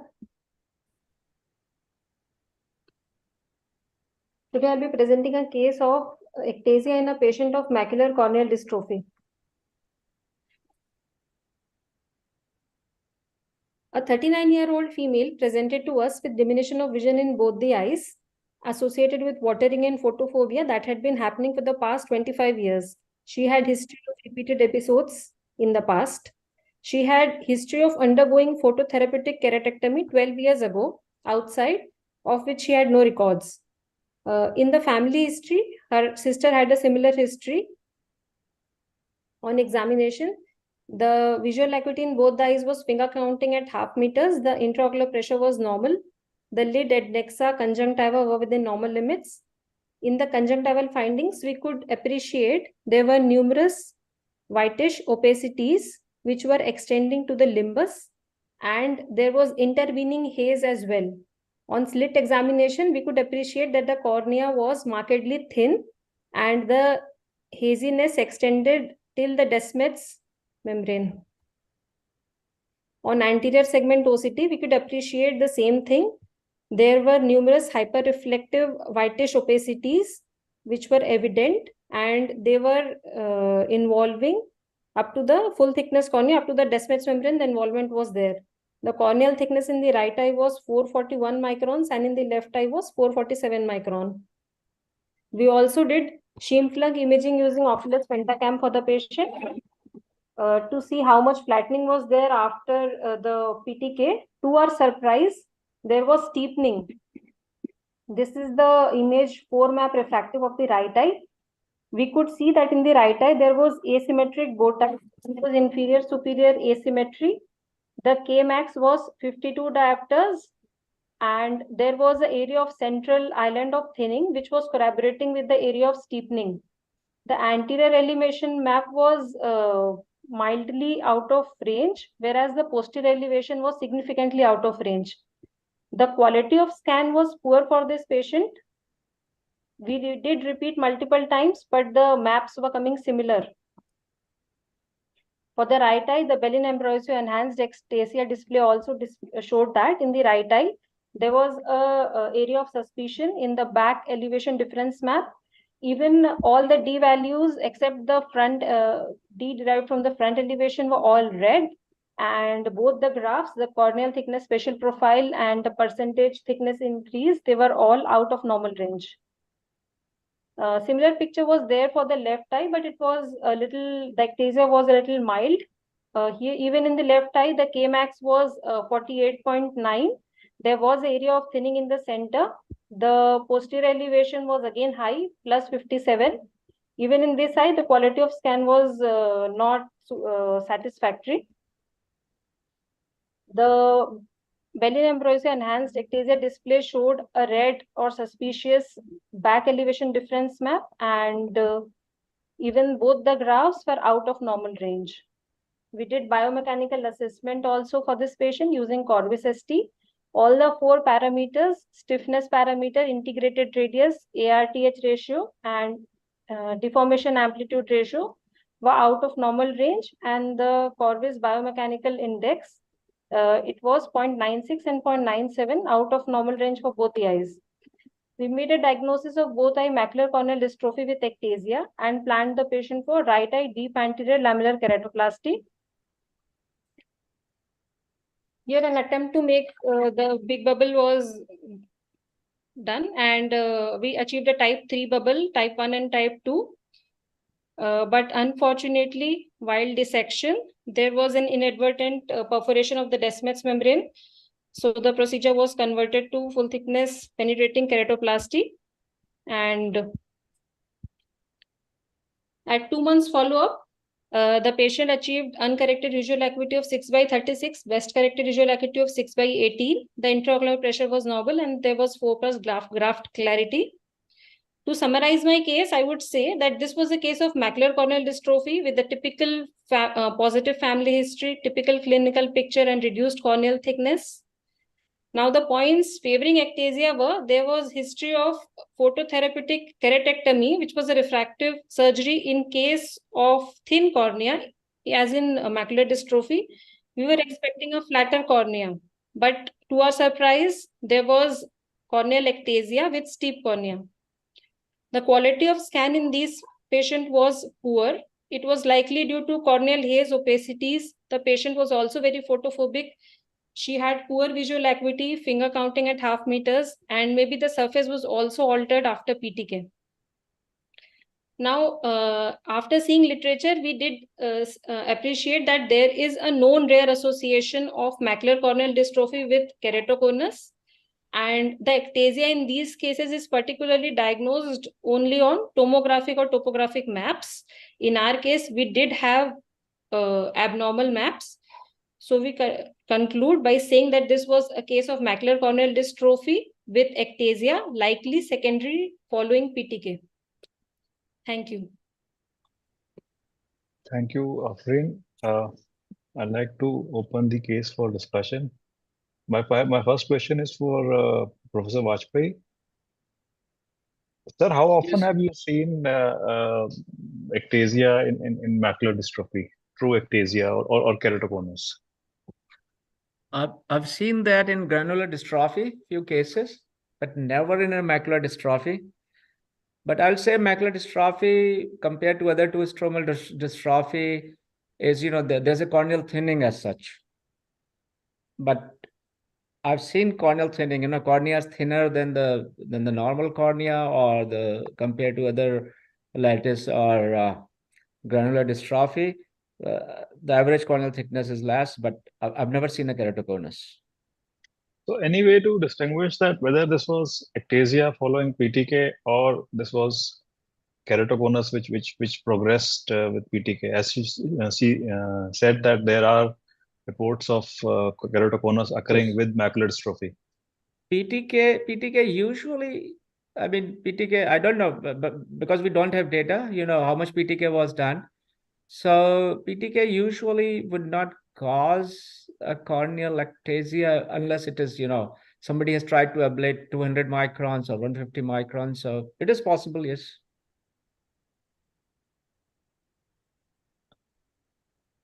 Okay. And any other panelists who would like to You can go to the next. Madam was trying to say something. Yes, yes, No, yes, madam. I'm just trying to say that because the cornea itself is so hazy, Pentacam was not made for, I mean, to diagnose ectasia in such cases. So that is why it could be, there could be a artifact, or there Fallacious. could be, the findings could be fallacious. So that is a possibility, because Pentacam initially was done for refractive surgery patients. Then later on, they tried to standardize for keratoconus. And then for such cases, I think it may not give really a true picture.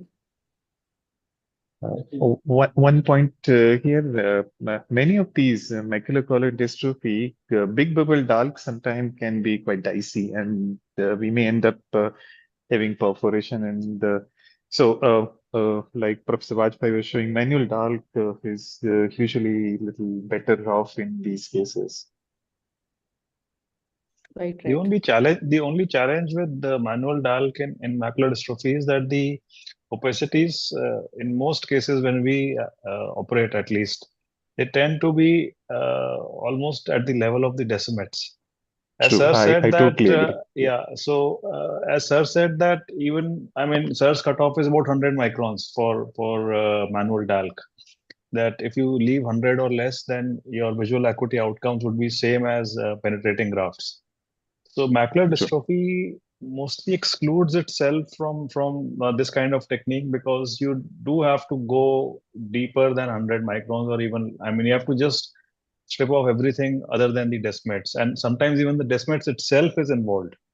True. That's why in my personal algorithm, I have a slightly lower threshold for doing PK in macular dystrophy if it is too advanced. Very true.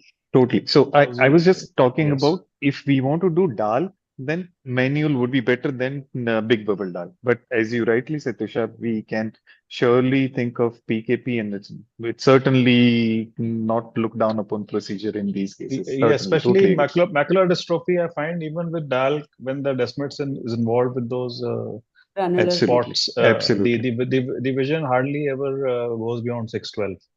I agree totally. So that's my opinion. Only Madam thing is quite has a little higher opposite opinion. Yes. higher threshold for DALK.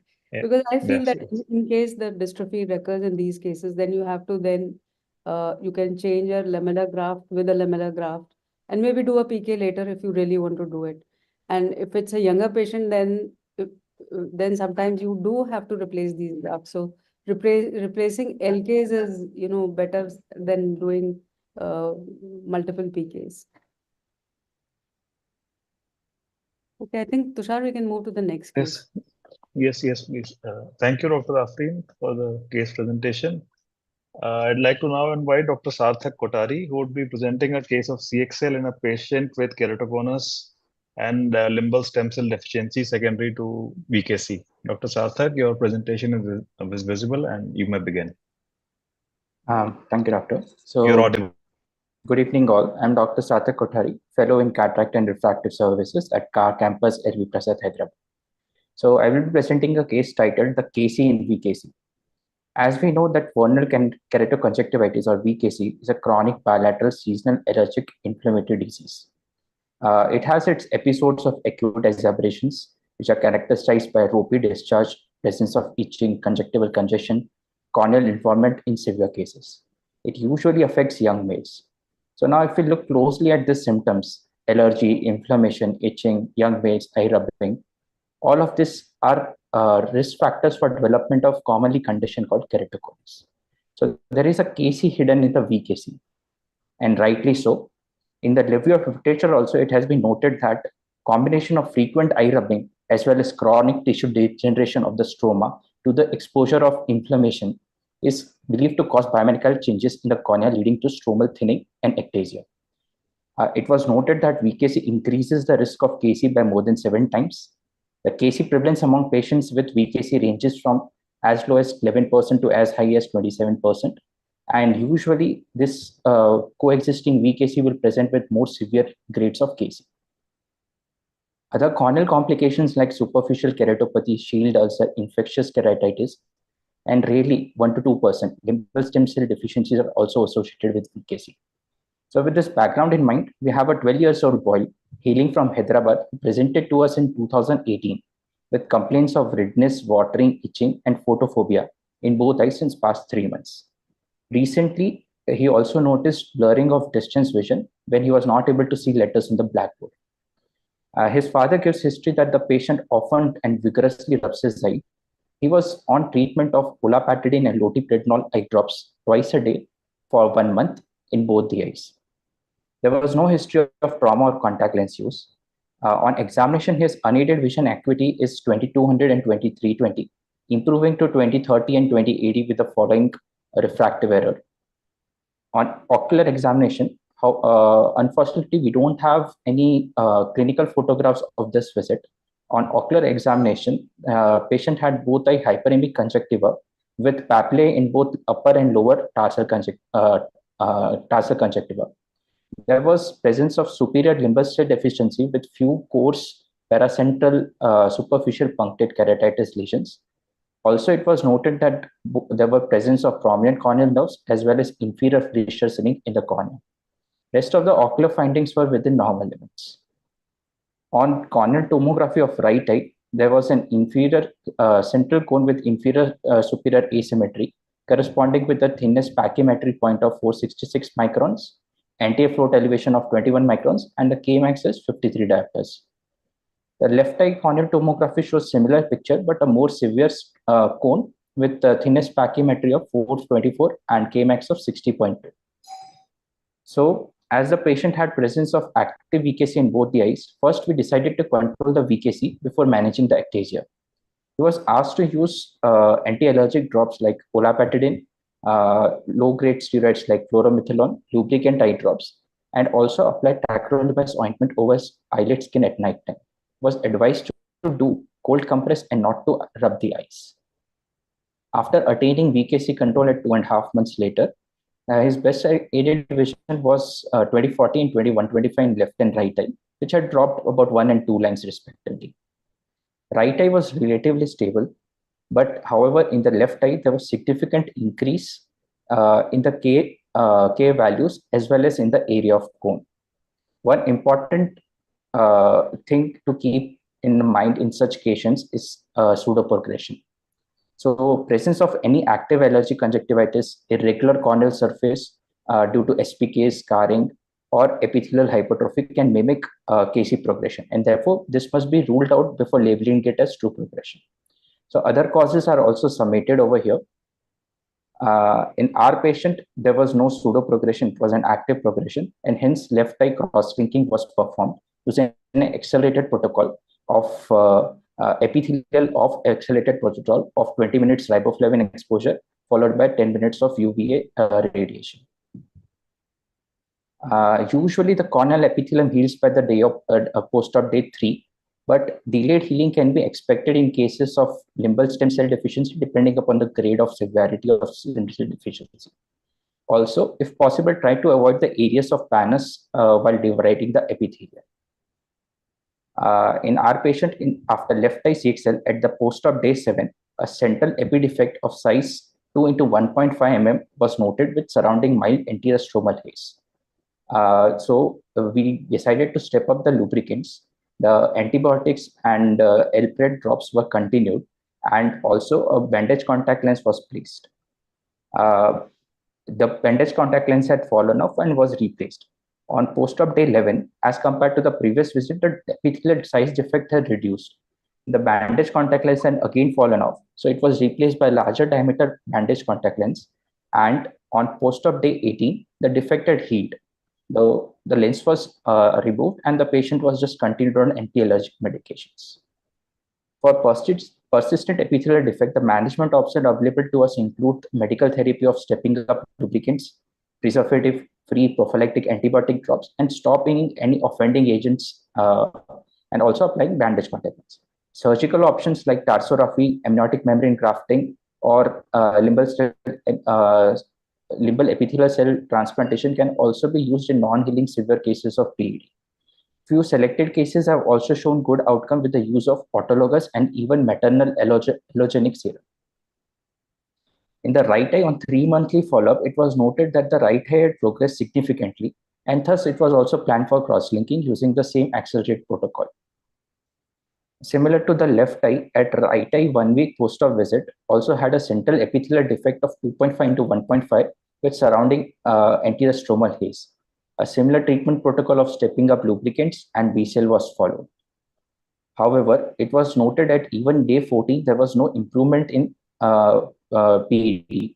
So considering the presence of LSCD, delayed healing is left eye, we decided to intervene and plan for right eye amniotic membrane grafting with tarsorrhaphy.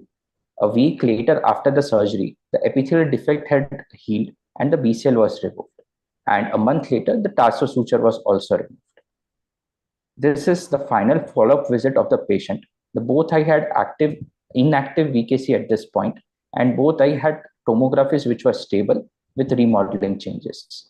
So for visual rehabilitation, a contact lens trial was suggested. And with contact lens, the best corrected visual acuity was 20/20 in the right eye and 20/30 parts in the left eye. So with this, I would like to conclude my presentation with a play clinic message, which will highlight two key takeaway points from this thing. Controlling VKC before proceeding with cross-linking is a must. Second thing, how different healing patterns can occur and how to manage the post-operative persistent epithelial defect is one thing which we can take away from it. Thank you.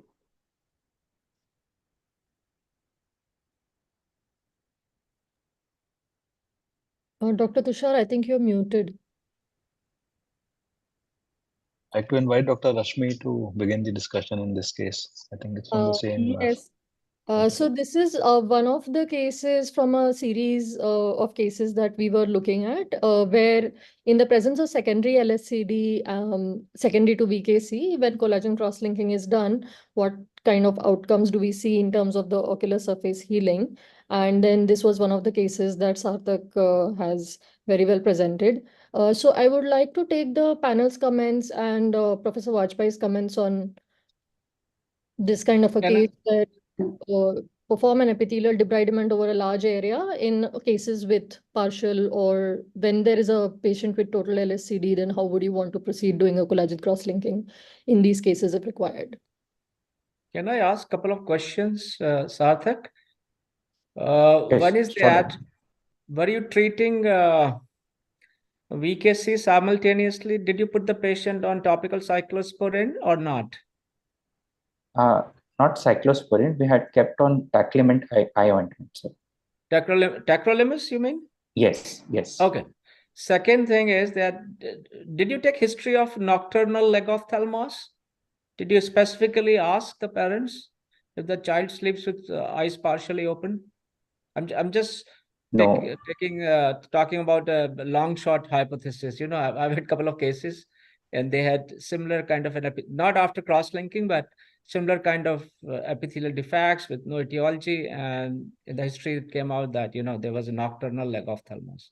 So this is one point I'll insist on. Thank you. Sure, Dr. Vajpayee. We will keep that in mind. We are not asked this history in the patient. What about, I know it is less efficacious, but what about don't debride the epithelium at all and do a collagen cross-linking? Transepithelial. So, ma'am, actually, one of the patients in this particular series had a total LSCD and a transepithelial CXL was performed for that case. Thankfully, that case was doing okay further on as well. But in the cases where there was partial LSCD, we've had only cases with epi of CXL. Trans epi, we've not tried. Also considering that failure rate is also significant, and most of these kids are at risk of progression anyway with a VKC and pediatric age group. So that is one of the things that. Because if one eye already had it, then second eye would be a little, you know, careful More and prone. do a trans epi on CXL. Yeah, yeah. I think we can move to the next case, Tushar. There are no other Okay, comments. yes, ma'am. I'd now like to invite Dr. Nandini for her case on post-CXL microbial keratitis. The presentation is visible. Yeah. And Good evening, you may everyone. begin now. Yeah. Inaudible, yes. Yes.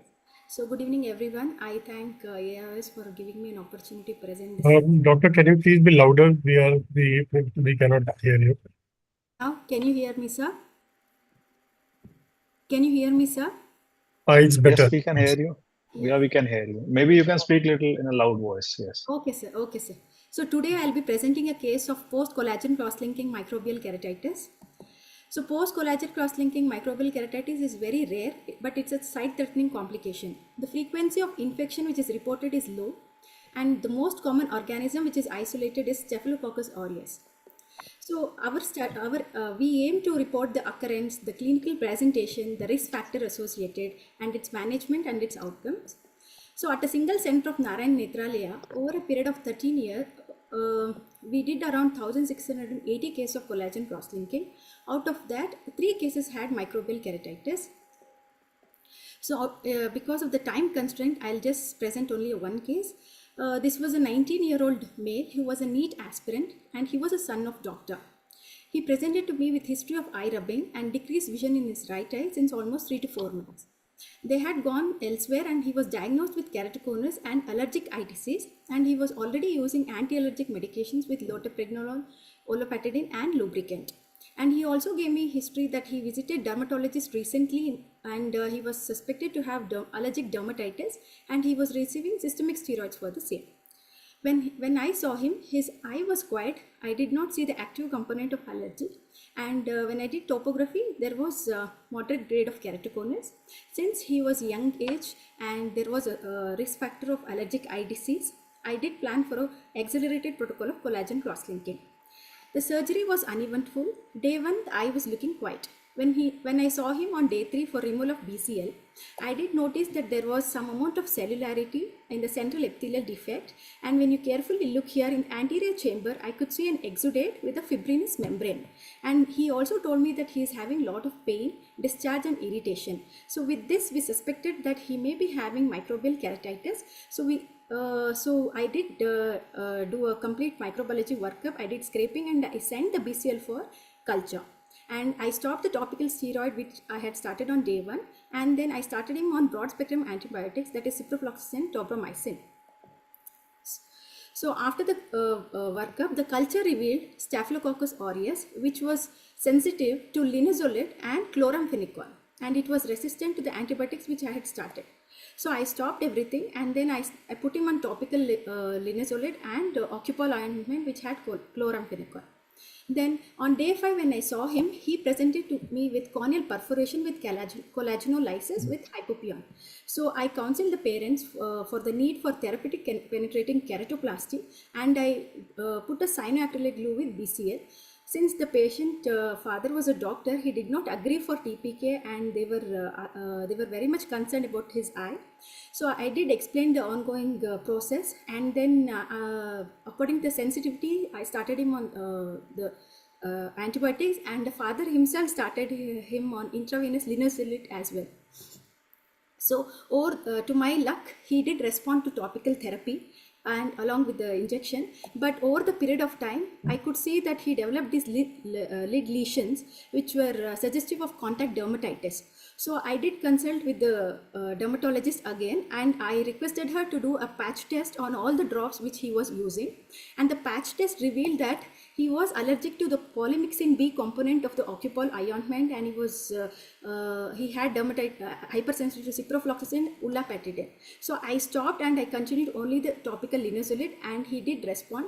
Over the period of time, I also started on topical steroid drops when the infection component reduced and he started showing scarring, and then he did well. At the end of 5 months, his best corrected vision acuity with scleral contact lens was 6/9. So I also asked for an allergy specialist opinion, and he was started on SLED therapy. So to summarize this case, he was a young male with keratoconus who had associated atopy with allergic eye disease. He had right eye keratoconus, for which he underwent right eye cross-linking. And on day 3 after procedure, he presented with symptoms of microbial keratitis. Clinically, he presented as gram-negative keratitis, but culture revealed gram-positive organism, which was resistant to fluoroquinolone group of antibiotics, especially the moxifloxacin. So how commonly we see this microbial keratitis following cross-linking? So in the literature, there are reports, and the total number of eyes which is encountered was 49 eyes, and the occurrence rate is as low as 0.17% to as high as 2.4%. So most common etiology in this is the bacteria, and in 90% of the cases they have isolated Staphylococcus aureus as the causative agent. So why this is different? So as we all know from our basic sciences, any presentation of microbial keratitis depends on three important factors. One is the organism, another is the host immune response, another is the microenvironment of the cornea. So during cross-linking, all this gets altered because of the use of topical steroid, and the microenvironment gets altered because of the procedure of the cross-linking. So, and we also know that keratocyte is important in fighting against this microbe, and post cross-linking, we see that there is rarefaction of this keratocyte from the anterior to mid-stroma. All these factors leads to the atypical presentation of the microbes. So coming to the atopy patients, there are reports saying that in these patients there is abnormal immune response, and there is also decreased TFL immunoglobulin A and interferon gamma levels. And there are also evidences that these patients highly colonize Staphylococcus aureus in the lid margin and the conjunctival sac. So if we put all this concept together, the atopy patients, since they have hyperimmune response, and when we create a defect during cross-linking procedure, it favors the organism to enter the cornea, and BCL would favor the colonization of this organism, and steroid by decreasing the immunity of the cornea, it favors the deeper penetration of the organism. That would be the hypothesis why these patients are more prone for microbial keratitis. And according to literature, most of the studies have shown resistance to moxifloxacin from as high as 83 to almost 100% in their cases. So with this scientific evidence, I would like to conclude that microbial keratitis following cross-linking is rare, but it's a sight-threatening condition, and these patients require intense postoperative care. So we need to avoid bilateral simultaneous cross-linking for the safety of patients, and the microbial keratitis may behave differently in cross-linked corneas. So we may see atypical presentation, and atopic patients are at high risk of developing these. Therefore, mandatory preoperative counseling is required in such cases, and postoperatively, it's better to avoid moxifloxacin as the postoperative regime. Thank you.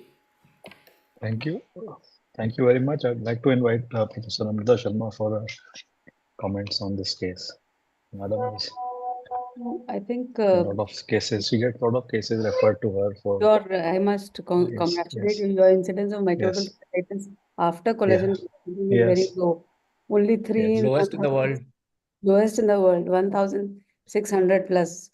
I mean, It's I'm only- not, It's only in one quite center, ma'am, of Narayan Netralaya. No, but out of 1,600, getting only 3 is, I think, it's a very good, Tremendous achievement, yeah, yes. tremendous achievement. What is the generally, what is the drug that you give post-operatively? Normally we give moxifloxacin, but in allergy patients, after our experience with these cases, we start them on topical gatifloxacin drops 3 days before surgery, and post-operatively we continue the same gatifloxacin, but from day one we do not start steroid. Only after epithelialization we start them on topical steroid. And why, your this thing was resistant to vancomycin also, the staph that Yeah. you got, it was resistant to vanco. Yes, ma'am, but the sensitivity was highest to chloramphenicol and linezolid. It was almost 30 millimeter. For all other antibiotics, it was less, and it was resistant. So we started on the highest sensitive antibiotic. But because it was not, it didn't respond to that also, so possibility. Manshu, you want to say something? Because we see a lot more. I'm not saying I mean, we do see infiltrates, small infiltrates. We still have to calculate how many cases we see, but of microbial keratitis, but they do occur. And it's difficult to sometimes differentiate between sterile infiltrates and actually the infiltrates which are due to microbes. True. I totally agree. The only thing about microbial keratitis post cross-linking, as Dr. Nandini was talking about, that the presentation is so varied and so different, a clinical diagnosis would not be a good idea. All these cases must be properly investigated microbiologically. And as such, the clinical correlation between microbiology and clinical workup may not be very high. And in these cases, it's extremely low. Many of these cases, when you look at the literature, have multi-drug resistant and they behave quite differently. So be aware that their normal organisms, which are not leading to keratolysis, can lead to keratolysis in these cornea and can perforate overnight also. One such case, one of the first case which I had in my hand, young kid overnight had a perforation and had an organism which was Staph aureus. So you should not leave them just because they're gram-positive organism. They do behave very differently. One thing I'd like to mention here is that whenever CX infection occurs in CXL, you have to remember that all these patients have been on some kind of fourth generation fluoroquinolone, and on top of it, some infection is developing. So first thing I think when we see such cases is that we have to assume that all these infections would be highly resistant to most antibiotics, especially the fourth generation fluoroquinolones. That's the first thing that needs to be changed empirically. You have to change the antibiotic because the patient as such was on particular antibiotic and he or she still got an infection on top of that antibiotic. And secondly, as you totally agree that microbiology is we get away with a lot of cases treating empirically. But in these particular cases, because they happen on top of an antibiotic, we do need some organism and we do need the sensitivity pattern in these cases. And fortunately, in these patients, it's quite the sensitivity or the positivity rates are a little higher because it's on the superficial layers of the cornea, and because the patients have been under direct care, it's not as if there was any lag. You see these patients at 24 hours and then so on and so forth. So they are under a direct supervision. So whenever an infiltrate is appearing, you so the positivity rates of getting a sample out of it and getting a organism out of it is much higher than any other case who have been through various people before. And as you said that you do expect atypical organisms which have grown in presence of potent antibiotic. Sir, how about you, sir, in Australia? What is the rate of infections in these cases? Individually, I've not had a case of infection in private practice. I've seen few cases of infiltrates, but these infiltrates are always at the edge of edge of the deepithelialized area of the cornea, after removal of the epithelium, and it happened always in cases which were South Asians or had some allergy in the eye. At Irondeer Hospital, we have had cases, very low incidence again, 3 cases in a year kind of a thing. And the most common cause was poor ocular hygiene and community issues. Also, it was Staph aureus. But in Australia, we do not give fourth generation or third generation fluoroquinolones after cataract surgery or for routine. We just give Clotesic drops. So which drops? Which drops? Chloromycetin, chloramphenicol. Okay. Chloramphenicol. Okay. So in India, even after routine cataract surgery or for any ocular inflammation, a shotgun approach is applied. And if you look at our paper, Professor Namrata, the first contact management profile of infectious keratitis we published many years back.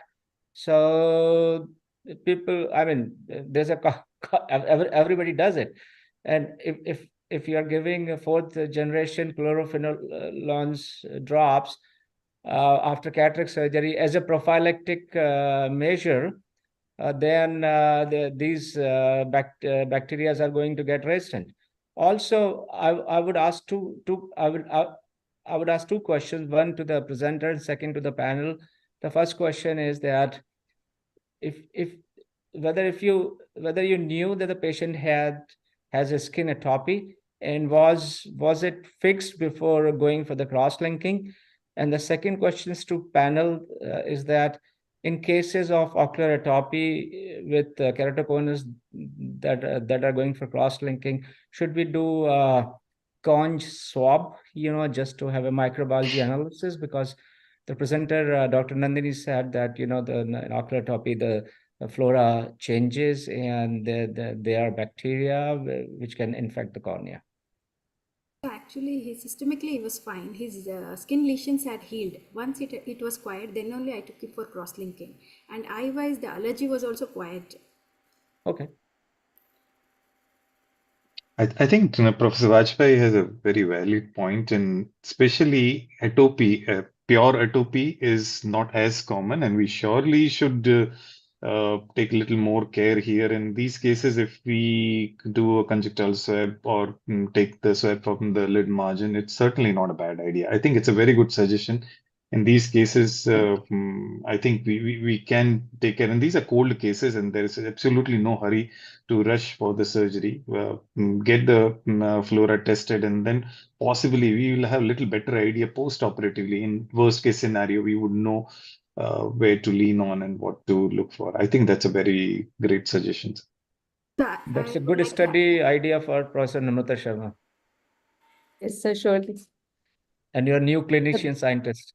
Yes, sir, surely, sir. So clinician scientist is actually mentored by Professor Tushar Agarwal. So by the Okay, end for both of you. yes, sir, sure.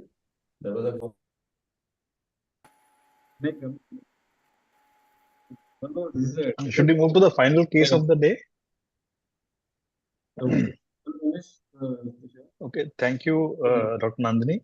And now I invite Dr. Tasneem for her case on secondary angle closure glaucoma following big bubble DALC. Your screen is visible, and you may begin.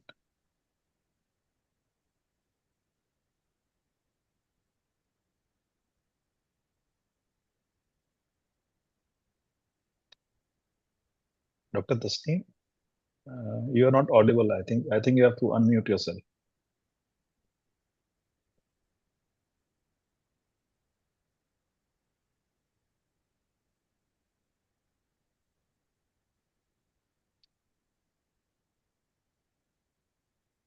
Sir, Your is my screen screen has come. Yes, screen is visible and you're audible now. You may start.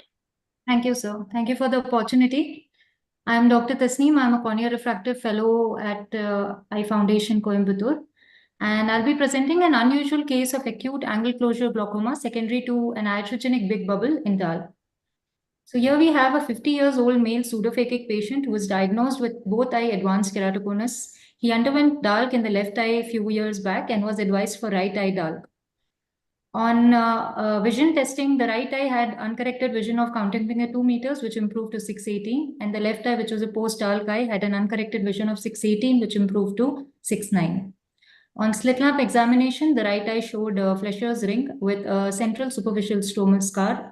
Posterior segment was normal. The left eye had a clear graft, status post-DALC, with a normal posterior segment. This is the topography of the right eye showing advanced keratoconus.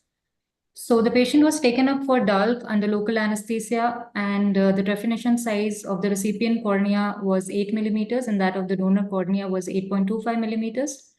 And the type 1 big bubble was attempted, as can be seen in the image, that there was a stromal emphysema that had reached up to the limbus. We proceeded with dissection up to what we believed was the pre-Descemet's layer. This is an intraoperative image that shows roof of the big bubble, which we believe was the pre-Descemet's layer, misled by its rough appearance. This is a short video of the DALC procedure where following trepanation, a stromal pocket is created and a big bubble is injected. Then superficial lamellar keratectomy is done using a crescent blade.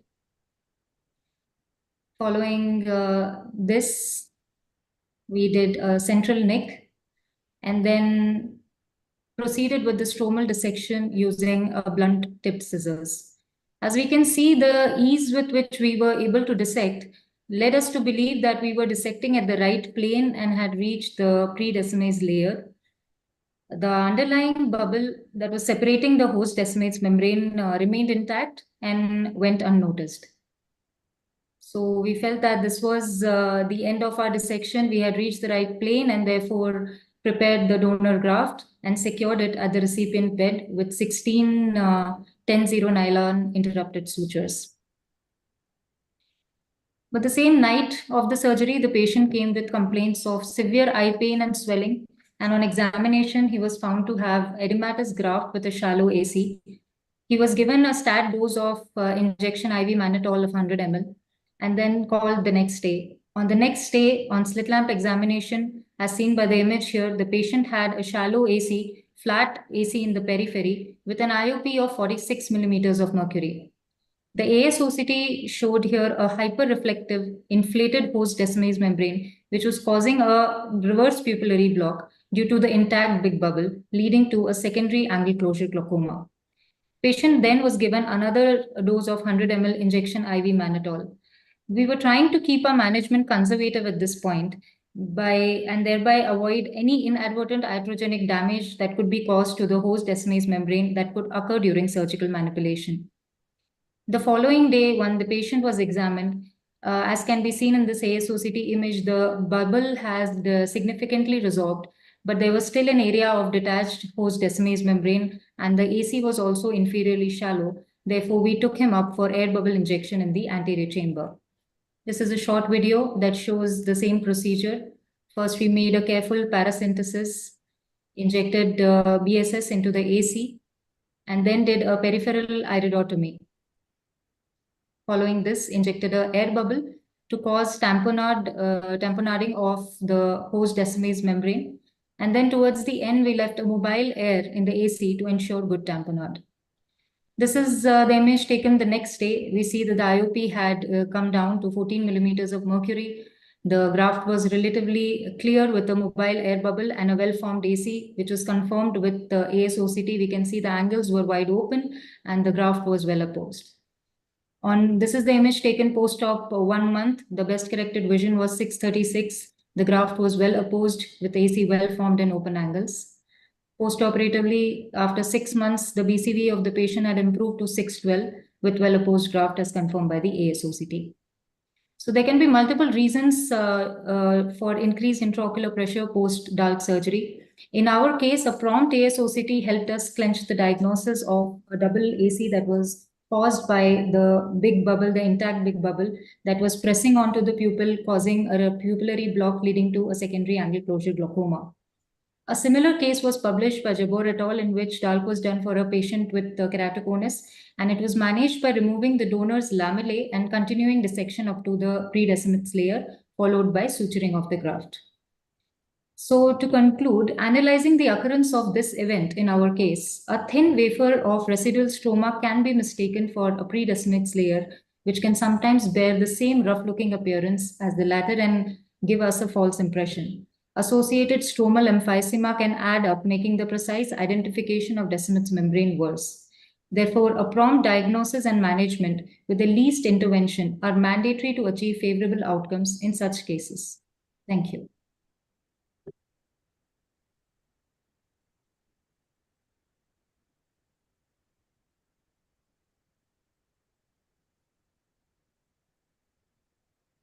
Tushar, you are muted. Tushar. I would like to begin with two questions for the entire panel regarding this case. That A, would you have done things differently on the table in order to prevent such a thing happening? And B, once it had happened, would you have done anything differently in the post-op period? We are assuming that the center did not have a intraoperative ASOCT. So without an intraoperative ASOCT, how would the entire panel would have done anything differently, if at all, on the table and after in the post-op period? We can begin with Dr. Himanshu. So I think your center has worked wonderfully well in double bubble sign, which is something which we all can do irrespective whether we have OCT or not. I think it works so wonderfully well that when you enter with the second bubble, and if the bubble is not centered and it's in the periphery and keeps dancing around in the periphery, we know there's still a central big bubble which is existing, and which certainly warrants the management on table. Post-op, I might have done a little different. If I see such thing, I would possibly take a patient a little early, deflate this thing from the periphery. Not much, but just one suture open in the area superiorly so that it can be blocked by my anterior chamber air if at all I have to push in. But I might take a patient early. Having said that, they got away without having much problem. What I saw was maybe persistent dilatation of pupil, urethra valia kind of picture was there, but overall they manage it quite nicely, taking care of a raise in chocolate pressure, but maybe a little different It way. was a yes, totally agree. Madam, Dr. Namta. I think, like you said, double bubble technique described again by Professor Vajpayee is a very, it was a very good, it is a good technique of knowing whether you have reached the supradesmates membrane compartment or not, and you immediately come to know by that small sign. And as far as now, we sometimes try to do both. We do have an intraoperative microscope, so we do use that. And if you do have it intraoperatively, then you can make out intraoperatively itself. But yes, I agree with Himanshu. I would have, the moment I would have known that this has occurred, I would have taken up the patient in the OR at the same time and burped the bubble that is Can this be done on the slit lamp? Can the burping be No, done on the I slit lamp wouldn't. in such a case? No, I I'm just won't. asking. I would take that chance. We can do it. The only do you need to go through the open the suture for this, or can you go? Here was we no can- bubble in the anterior chamber. The bubble was in the pseudo anterior chamber. That is, yes, it was covered with the descemetes. Yeah. Yes. So, like the moment you enter, you are going to perforate the descemetes. So, and it was actually occupying the central pupillary area, and the periphery was flat. So, like we thought we'll dehydrate the vitreous by giving mannitol, and it has worked in this case. And No, it has worked very well. It has worked very well. There is no doubt about it. Yeah. So no doubt about it. I feel we have to take in OR first. Because the puncture what we make, as Shirish said, can have descent detachment or perf. Because it So, will come up immediately. Correct. So we do it in the periphery, but superior periphery. And I would certainly want to put some amount of air in the anterior chamber so that that small perf, if at all it's there, is sort of blocked by that air bubble which I enter in. So which may not be possible on slit lamp. So and I would certainly wish to take in OR. Having talking about the suture removal, it depends on how many sutures you have and if you have space in between. But I would want to take a I think the bite on superior top of it. approach, I think, is a very good point, because if at all if there is some mishap or something, you can have an air bubble to support come up and support that area. And of course ASOCT on the table would be IOCT would be ideal. It wouldn't have happened in the first place if the person has an access to IOCT. Can we have the final word on this from Dr. Vajpayee? It's a very interesting case, and I have 2-3 points to make. So when I don't do big bubble anymore, but when I was doing in the later years, if I'm not sure the bubble is formed, and if I'm not doing a double bubble, then I always do a paracentesis before, making a nick in the residual stroma. And if I'm not sure, I would inject some air in the AC, and that would tell me that, the AC is fine and the decimus membrane is not, protruding anymore, and it's moving well. Now, in this particular case, I would have done it on the slit lamp. If we can, fix the decentered or detached desec grafts on the slit lamp, which we do here routinely, this can be done. So the first step could have been a paracentesis, in the periphery temporal, just to, reduce the pressure. And the second step could have been a 27 or 30 gauge needle attached to a syringe, and a small nick could have been made through the host graft junction into the decimates membrane, just a small nick. So that would have taken out all the air and everything would have been sorted out. Through the paracentesis, I would have injected another air bubble in the AC, but in these cases, we should always perform an inferior PI.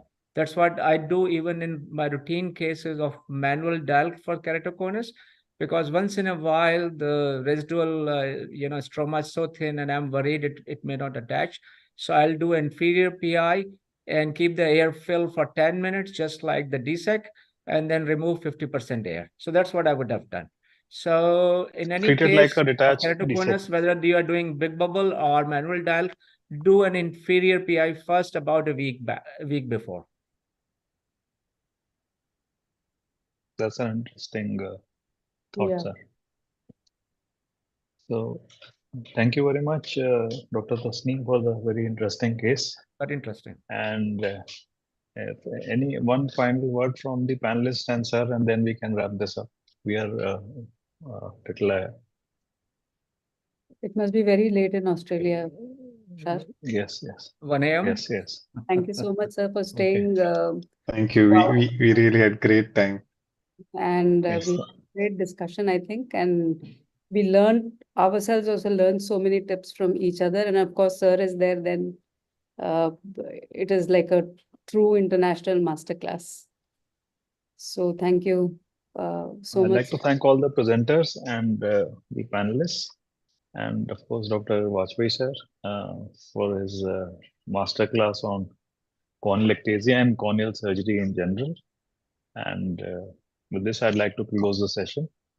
Thank you very much. Have a good night and a great weekend. Thank you. Thank you very much. Thanks to you all.